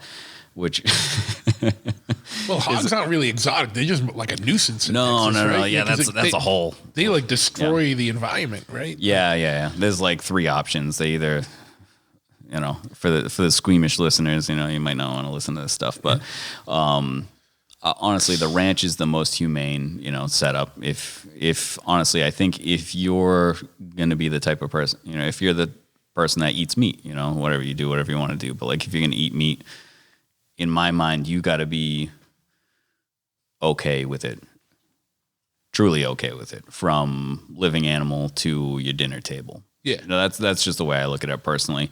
If you got to avert your eyes for a part of that process, you should probably second guess, what's sitting on the table. If you can't handle, going from, a living animal, a life that you respect, to your plate, then maybe you shouldn't be doing that. But it's just personal accountability stuff. So it was always funny because being down there, especially, people are like, "Oh, you're from Massachusetts," like instantly. I'm like, I work on the ranch. Like I'm not some random, person that came down here. I'm not a vegan beach goth. I'm not. I ain't no snowflake, kind of thing.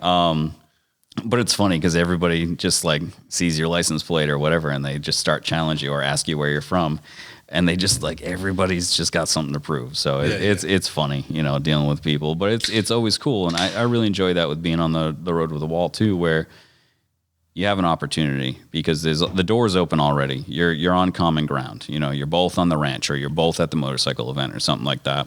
And I find that motorcycle is a great equalizer because we've been in places where probably citizens of the northern regions wouldn't be as welcome, but you're on a bike and you kind of get a little pass, you know what I mean? Especially if you're on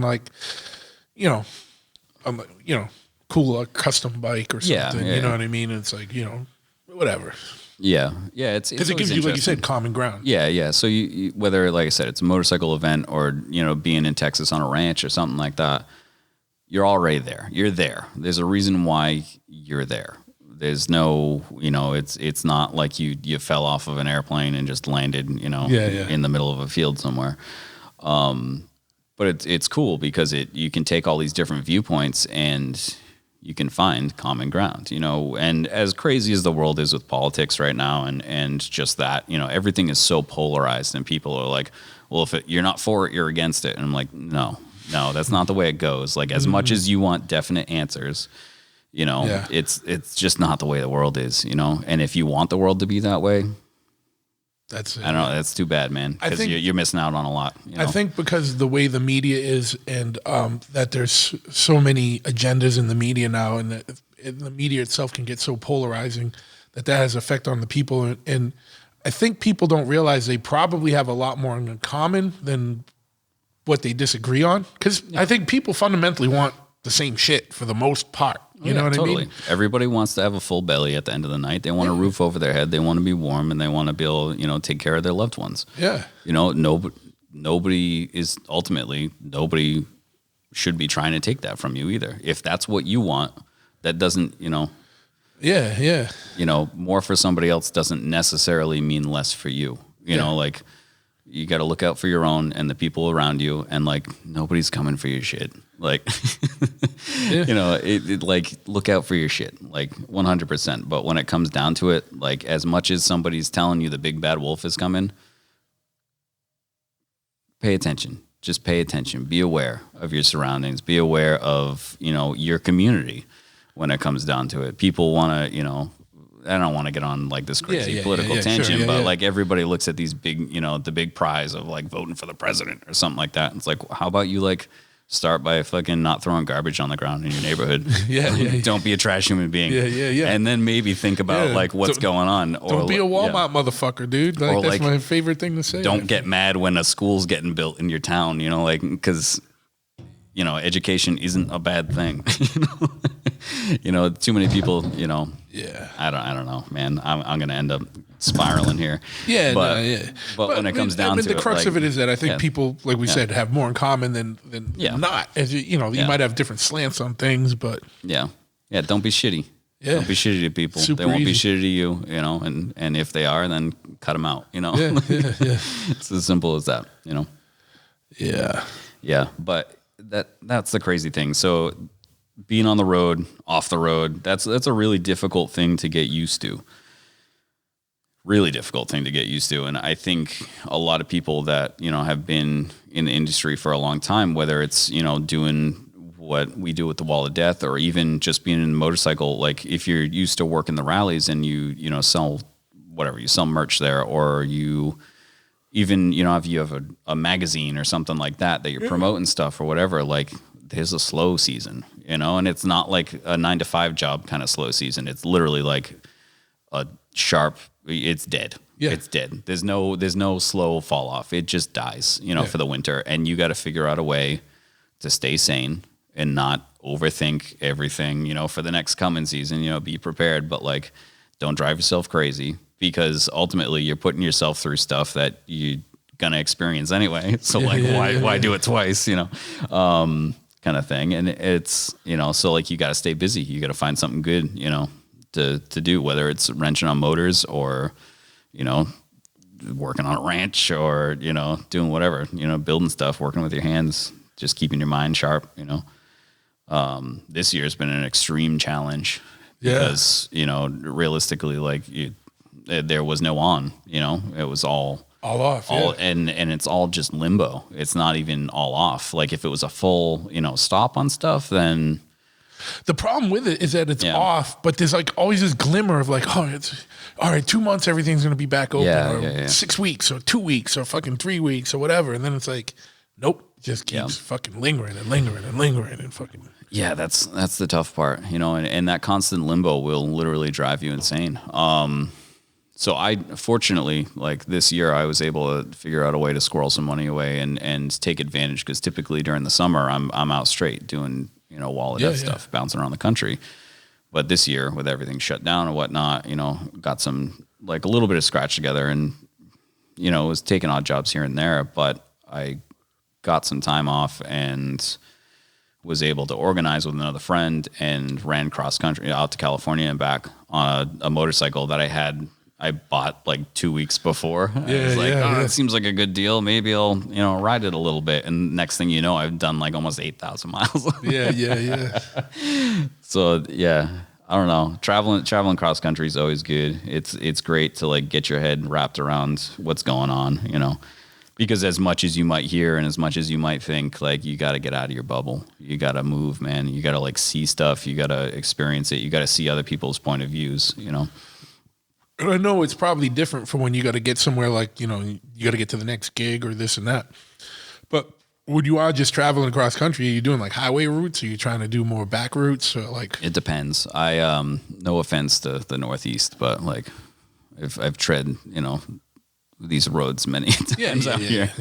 So like our roads are fucking horrible. No one's gonna be get me the hell out of here. That's my view on this region, because that's the thing is like out east you gotta spend time to find stuff. Like it's there's a lot of beautiful weird little nooks and stuff like that. Sure, yeah. But like you got to know where they are and you got to hunt them, out. And they're off the beaten path. When for sure. when you get west, man, like stuff just opens up. Even the highways are cool. Yeah, you don't even have to get off, any sort of weird roads. Like you just go and it's all there. It all just lays out in front of you. It's wild. I love the desert. I love the Southwest. Yeah, I like it down there too.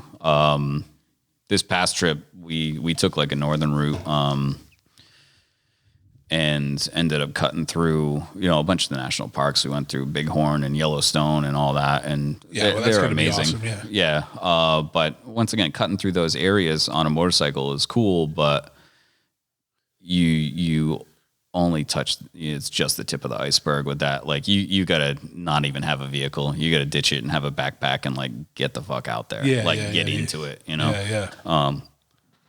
But trekking across country on a motorcycle is you just have to do it at some point. It doesn't matter who you are. If you're into motorcycles, you got to just go. You can overthink it all you want. Yeah. You can have all the gear in the world. You're not going to have what you need. Yeah. And then you can have shit you don't need. And even if you go like this super Spartan small rig, you're going to find that you have shit that you don't need. It's wild, and people end up with this big toolkit and not touch it. And then if you don't have the toolkit, you're going to need everything that you didn't bring. And it's just this wild gamble, but I think it's a really interesting test of who you are as an individual, Yeah, because the road will test you and see how you adapt to it, man, Yeah, and it's definitely when you're not under the gun, you don't have to be here or there for that specific time. It opens up a lot of options. You might, do a 200-mile day because it was raining on you and it's absolutely miserable and like you can't see anything, you can't go anywhere.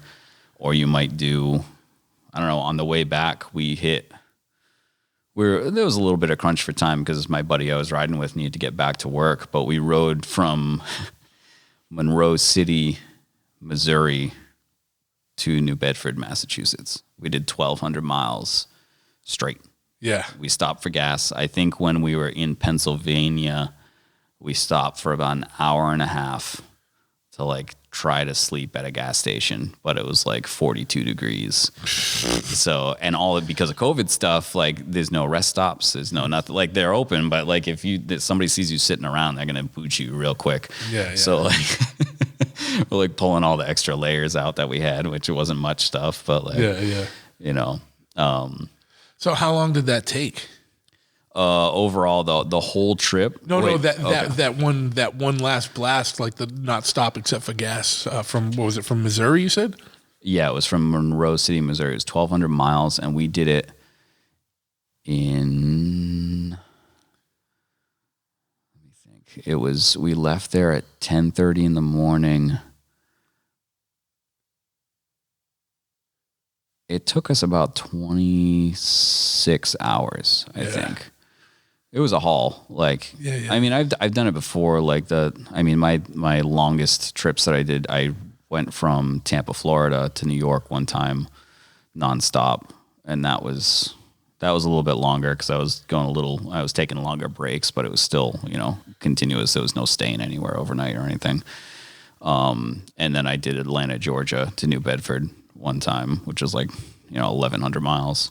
Yeah. And that one I did in like 24 hours, And it was just, I don't know. It's a weird thing. I would never want to run a marathon ever in my life. Yeah. But I would imagine that maybe like you get into that weird, it's a mind game the whole time, Yeah, especially when you must be getting so fucking tired, man. Yeah, I mean, it's a lot of Red Bull and stuff like that, and stopping and jumping around and smacking yourself in the face. I scream at myself in my helmet, ADD meds. Yeah, you get to the point where, like, one of my things that I do is, like, I sing out loud, like, along, like... Yeah, like... No one hears you in your helmet? Yeah, I never used to use, like, a comm system or a headset or anything like that, but... and being on the road by yourself, like I don't really see a need for it until I had to do it for work, until I had to start doing those miles when I didn't want to do the miles. Then I was like, all right, I got to keep my mind busy somehow. You know, when you're there just to eat the miles up and like enjoy the ride, you don't need the sound, you know, kind of thing. Yeah, but then when it's like, you know, which maybe I'm guilty of that person, being the person in the car that's like, you know, I'm not spacing out by any means. I'm on a motorcycle, but yeah. But No, I get it, man. I don't want to hear headphones or any of that shit. Like, yeah. I guess if you really needed it for like GPS or something. Yeah. But yeah, for the most part. And that's the thing is like, it's great. Like to get lost these days, like you gotta have your head so far up your ass to get lost. Yeah. It's so easy. Like it is. Yeah. I mean, it's hard to find a map right now, which is you know, really difficult. You know, that's hard to come to terms with. Rand McNally must be out of business by now. Yeah, like even at the rest stops and stuff, it kills me because I like being able to. I don't like seeing just that little square on the phone that's like you're going the right direction. Like I want to know what the next turn is going to be here, there, or whatever. Like, and I want to be able to hold it in front of my face. I want to see and plan a route. Yeah, all that stuff. So, yeah, I miss that stuff, but at the same time, you know, you're not writing on your gas tank anymore. You're not writing notes to yourself and all that stuff. So it's you know, a double-edged sword. And there are still wild places in the United States where there is no service. There is nothing. Oh, yeah. And you better make sure you have enough gas. Yeah. And bring a little fucking can too, like, or a little fucking bottle or something. What's been some of your favorite riding? And as someone who's ridden cross country multiple times, what's been some of your favorite riding in the country? It's hard to say. I mean, you can pretty much find stuff anywhere. I think. But what sticks out? Like if you were like, man, I got to come back here. The most enjoyable stuff that I love the whole like Blue Ridge Parkway and down into everybody's like, oh, Tail of the Dragon, like that whole area. Yeah, it's cool. Do it, see it, get it out of the way. Hopefully you'll make it out with your life because there's so many maniacs out there that don't know how to ride motorcycles that are, hammering through this thing that like, do yourself a favor and like go in the winter. Yeah, man. Like, dude, find a warm day in the winter and go. When we went to Born Free the last time and we rode from San Diego or I forgot where we were. We were somewhere. We were staying at this like casino hotel. I can't remember what town it was, but we were riding to Born Free and my buddy from California was like, so we're going to take the canyon roads this morning. He goes, but if everyone's at the show drinking, we can't come back on the canyon roads. And I was like, what are you talking about, man? And then, we go on, and I can't remember the name of the fucking canyon to save my life right now.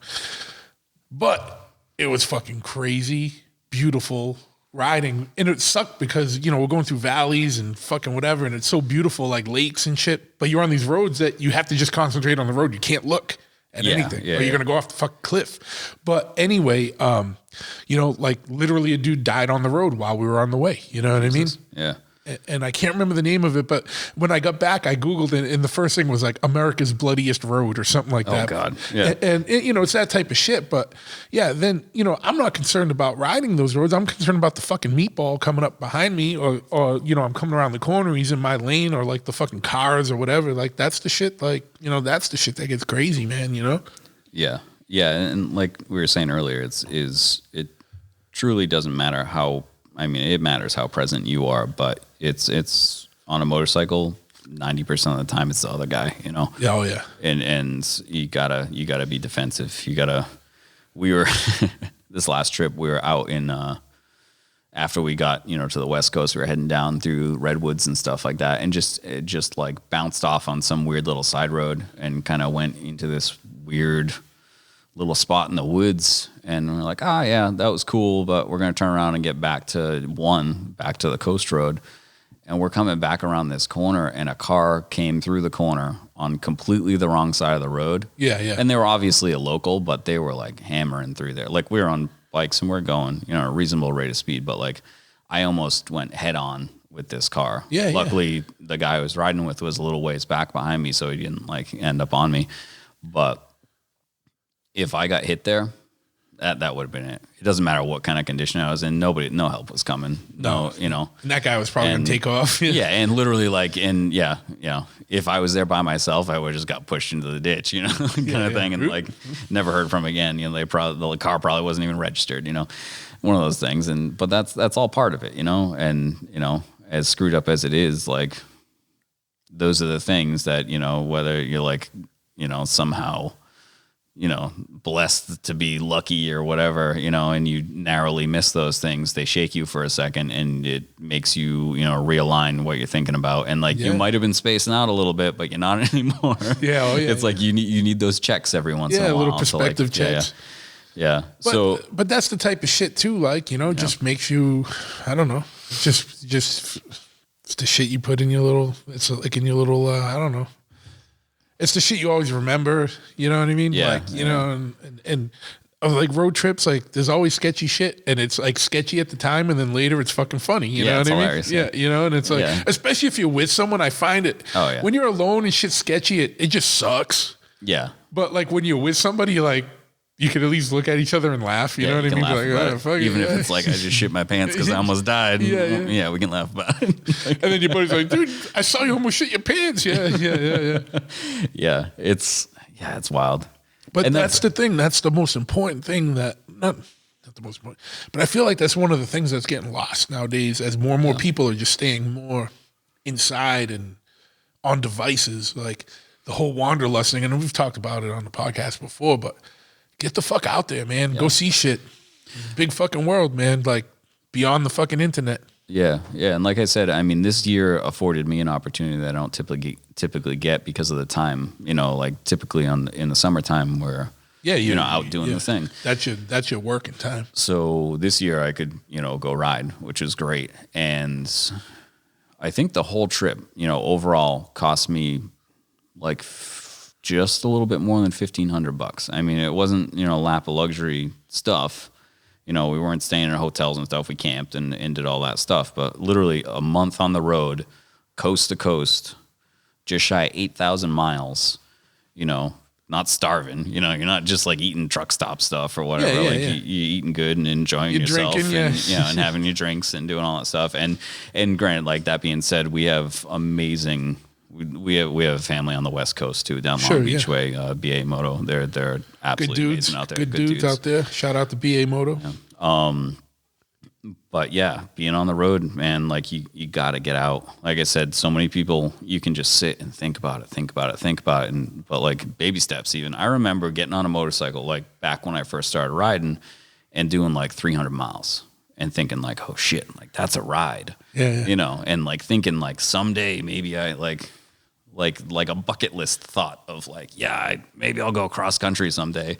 And now I'm like, oh God, can I stop doing that? You know, like it's funny, like, cause you readjust your goals, you know, as this stuff happens, but like get out, go do it. Like just do it, you know, figure out a way to get the time. And it doesn't have to be from coast to coast. You can literally just get out of your neighborhood and like go see something, you know, spend some time on the motorcycle, you know, like little steps until you can make that jump. You know, and now is a perfect time. Like a lot of people are out of work. If you got a little bit of extra money, it doesn't take a lot. Gas isn't crazy expensive. Like your motorcycle. I can't believe it's been hovering around $2 out here for so long. If you're on a modern motorcycle, like you really have nothing to worry about. Like make sure your tires are good. Yeah. You know, do some basic maintenance. The thing's not gonna blow up. Like some good brake pads and fucking. Yeah. Go ahead. I mean, I did this last trip on it's a 94, you know, Dyna on a Harley that was unknown to me. I bought this thing cheap and it doesn't have a speedo on it or an odometer. And I was like, it runs. I don't know what kind of miles are on it. It's not really leaking. The tires are good. It's got brake pads. It hasn't screamed at me yet. You know, it hasn't done anything weird. I put, you know, a couple 100 miles on it before I hit the road, and I was like, well, it's a Harley. So, like, I can get parts anywhere. Let's see what happens, you know, a little bit of caution to the wind and just get out there and do it. And it worked out, you know. Something always works out, man. That's the thing is like when shit goes south, like something usually always works out, you know. Unless there's a mushroom cloud over your head, you can figure it out, you know. You know, it's never the end of the world, you know. And then if you die on the road, it's a fucking noble death. Yeah, truly. Like, Valhalla's waiting. Yeah, you get into the Great Hall, you know? That's the way it goes. Yeah, good riding, though. Like, I think one of the coolest spots, I had never really spent any time, like, in the Pacific Northwest or anything like that, but on this... I have not done much riding out there at all. Any riding out in the Pacific Northwest at all. Our route was somewhat dictated by, things we wanted to see, but also knowing where we had like a place we could crash. Sure, yeah. Too, where, because that's also how you can save money. So you're not, crashing other places. If you can find a yard, literally a patch of dirt, anything, where somebody's not going to kick you out, that's cool. Yeah. And it's fine. You can boondock at a bunch of places and you can, or you can just find a KOA or whatever, like you can figure it out. But we ended up passing through Missoula, Montana, where some friends of mine are, and from there, kind of scratching our heads how we were going to proceed west, and just like dart on a map, pick the Route 12, which is like the Lewis and Clark Trail, which is what they took, out to the ocean, and it is amazing. Yeah. It's absolutely amazing. And they had just like resurfaced the road. You go through this mountain pass up in I think it's called Lolo Pass, and then you continue down, into Idaho, which in my mind, growing up Northeast and everything, I'm like, Idaho potatoes, like this, I just expect it to, be farmland or whatever. Idaho is amazing. It's absolutely amazing. I've heard that. Yeah, it's wild out there.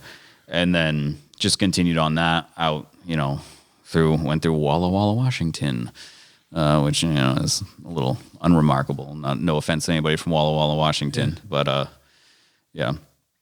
We continued through there, went out to like Mount Rainier, which is, insane. Like I would love to go see like the Swiss Alps and, and stuff like that. But like, I think that's the closest you're going to get to it in the United States. Sure. And then all the roads coming out of there, and then all the way down to the coast, went out to Astoria, went and saw Haystack Rock, like Goonies, shit and everything. Yeah. And then just continued down the coast. But that's the thing, is like, it doesn't matter.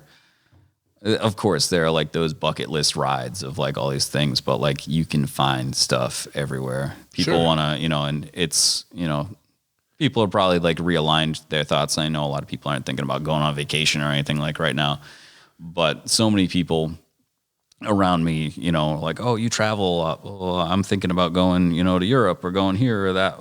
And yeah, that's great. But bang for your buck. Plenty of shit out here. The big country, the good old USA. It's a big country. Has got everything. It's absolutely insane. And if you do it right, you can do it on a shoestring budget and have a fucking hell of a time. Oh yeah. So absolutely, man. Yeah. And once again, the motorcycle gives you an instant in. There are so many people on the road that'll just, especially when you get out of wherever you're from, once you get like 2 or 3 states away, people are going to look at you and be like, what are you doing here? And it's kind of amazing, especially when you get to the other coast and they're like, what, you rode this whole way? I'm like, no, I walked half of it. And like I carried the bike on my back from half of it and pushed it for a quarter of it and rode it for a quarter. But yeah, it's funny. And that's the thing, is it's really cool to, come full circle with it, like the impact that other people have on you, but also the impact that you have on people being on the road, because they might, be in whatever humdrum town and don't leave ever.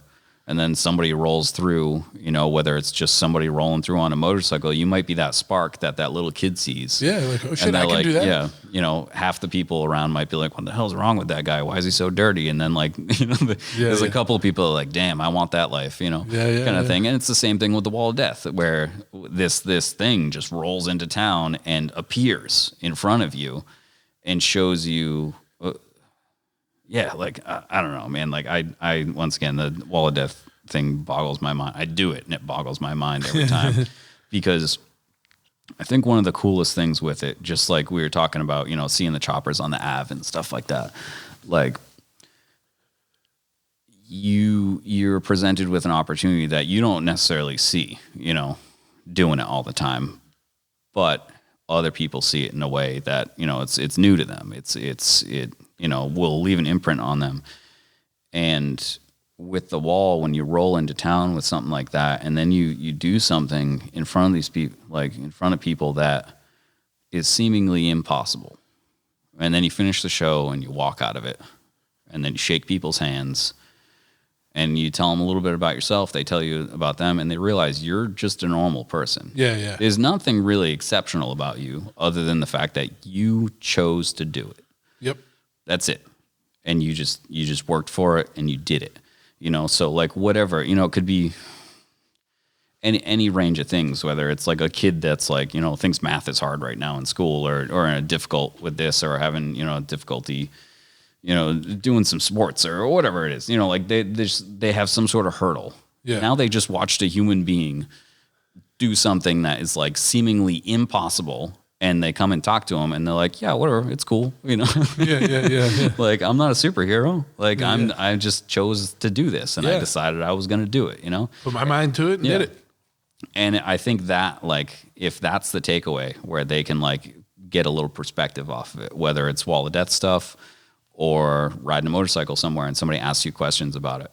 Like, I think it's funny because a lot of people in general, like, look at motorcyclists and they think that, you know, they, whatever, like, the perception outside of the motorcycle world might think that they're crusty and whatever, and, like, you know, don't want to talk to people and stuff like that. But you're not going to find a more welcoming crowd, ultimately, because they're just like, yeah, whatever. Like, you know, if it's cool with you, it's cool with me. Let's go, you know, kind of thing. So it's cool to be able to, like, impart a little bit of that on people and recognize that, like, you know, you literally could be changing somebody's life by rolling through town, you know, kind of thing. And it's not to make it like some grand, like, it's not a mission or anything like that. But like, it's just funny to think that, like, especially when somebody asks you a question like that of like, oh, wow, you rolled all the way here.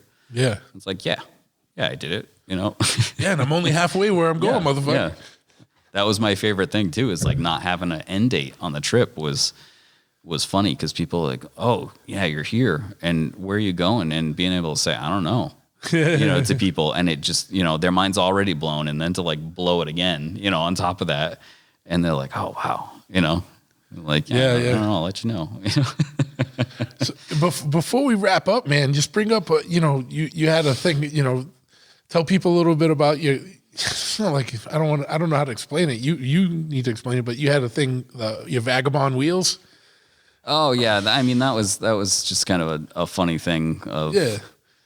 I don't know. It was ultimately a way to pay for some gas, you know. Yeah, like, I think that's rad, man. Help, to give it a rather than just like, I mean, everybody these days, like, everybody sets up a GoFundMe for stuff and everything, and like it sounds.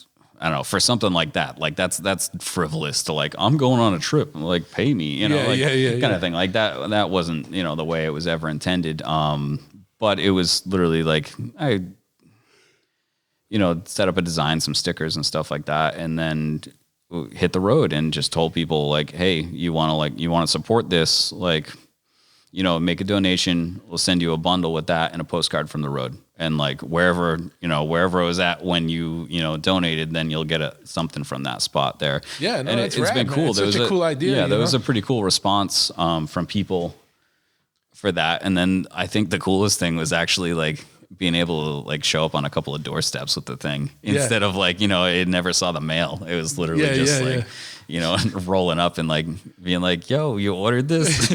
Like, look at you like, what the fuck? Yeah. So how many hand deliveries did you guys do? Just couple? One. Yeah. Oh, just one. Just one. But but you know, it's one of those things where it just worked out. Yeah, truly, like it's just a cool thing, you know.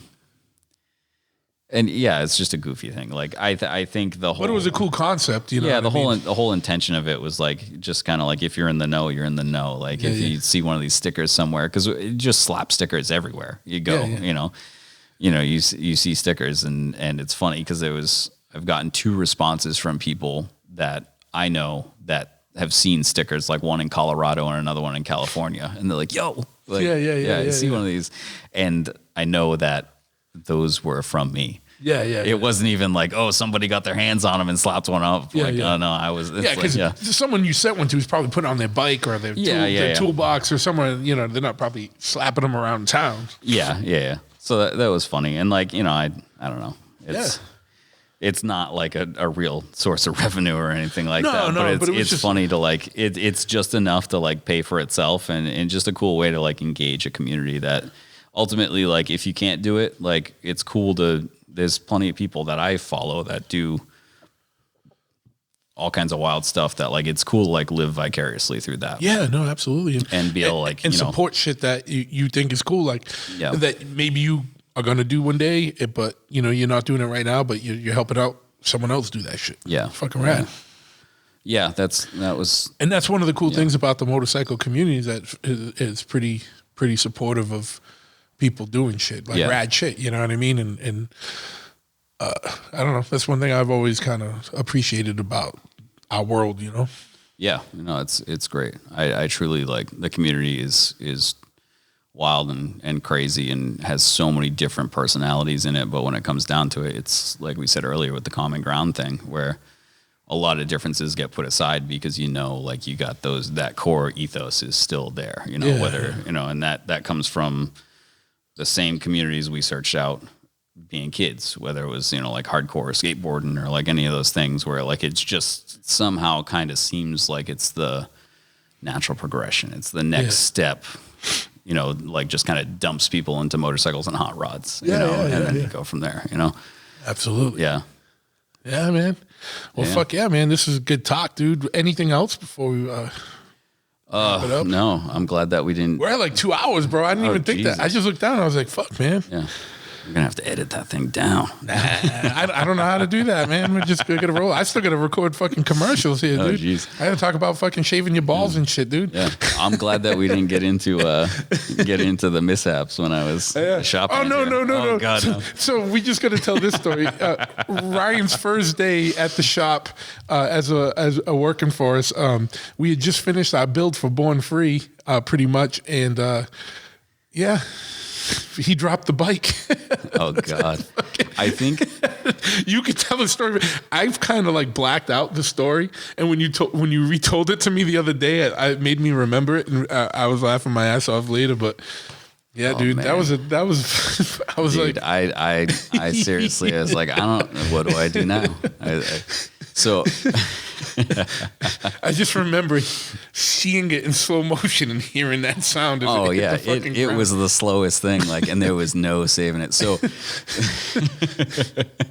the motorcycle's in the showroom in the front, and I'm just rolling another bike past it, and literally like the bike that I'm rolling past it has like a side mounted license plate, and it grazes the front tire on the Born Free bike. Just grazes it. And it's, of course, the Born Free bike is like the centerpiece of the showroom right now when this happens. And it just is literally like the butterfly landing on the house and it collapses. It just grazes it. And the bike, like, it was just like I looked at it and it every just wrong slowly, thing that could happen happened. I'm on the opposite side of the motorcycle that I'm pushing, so there's no like reaching out to grab this bike, and it just like slowly starts to go over. And I look at the bike I'm holding, like maybe I should drop this one and go for that one, or like, and then I look over the counter and you're looking at me like, is that happening? And I'm looking at you like, I don't know what's gonna happen here. And like it's going, and like it went from, as anything does, and it's all happening in slow motion. It's physics, dude. And then that final slap was just like go, and I was able to get the kickstand under the bike that I was rolling, and then jumped over to grab it and everything, and like moving t-shirts because like there was like the table with shirts on it and like all this stuff, and I'm trying to like wipe gasoline up and all that, and you're like, you gotta go. And I was like, whoa, and it was I remember your hand pointing at the door, just like an aggressive, you were like, you need to go now. And I was like, all right, yes, sir. All right, I'm out of here. Yeah, because we were bringing the bike to a show or something. It was supposed to go to Giddy Up, I think. Yeah, that's right. Yeah. That's right. Yeah. Sorry, Giddy Up. Yeah, that's on See, me. Matt, I really tried to come, dude. I wasn't joking. It literally was like 2 days before that. Yeah, it was. This is when Matt Jackson was still involved, and I remember having to make that call. I was like, this sounds like I'm fucking lying, but yeah it was. Yeah, well, shit happens, man, and it's like shitty things happen, and then later it becomes fucking funny, right? And I definitely came back with my tail between my legs, and I was like, whatever I need to do. Like I understand if you don't want me to work here ever again, ever set foot in this shop. Like, I'm pretty sure I owe you some money right now. Like, if you need like a pound of flesh, like I understand, like whatever we got to do, let's make it right kind of thing. And you guys were gracious enough, we got to or sadistic enough to like, no, you're not going anywhere.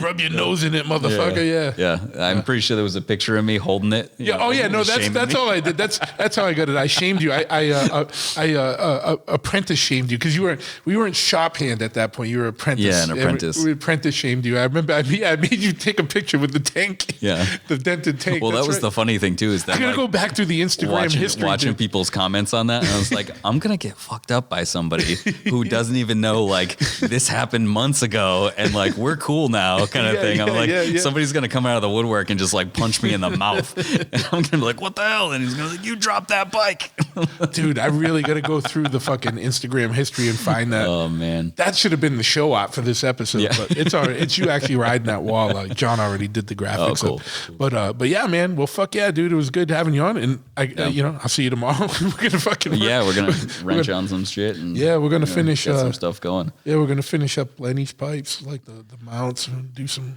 other shit. Now that the long bike is apart and ready for final assembly, but oh fuck yeah, man. Yeah.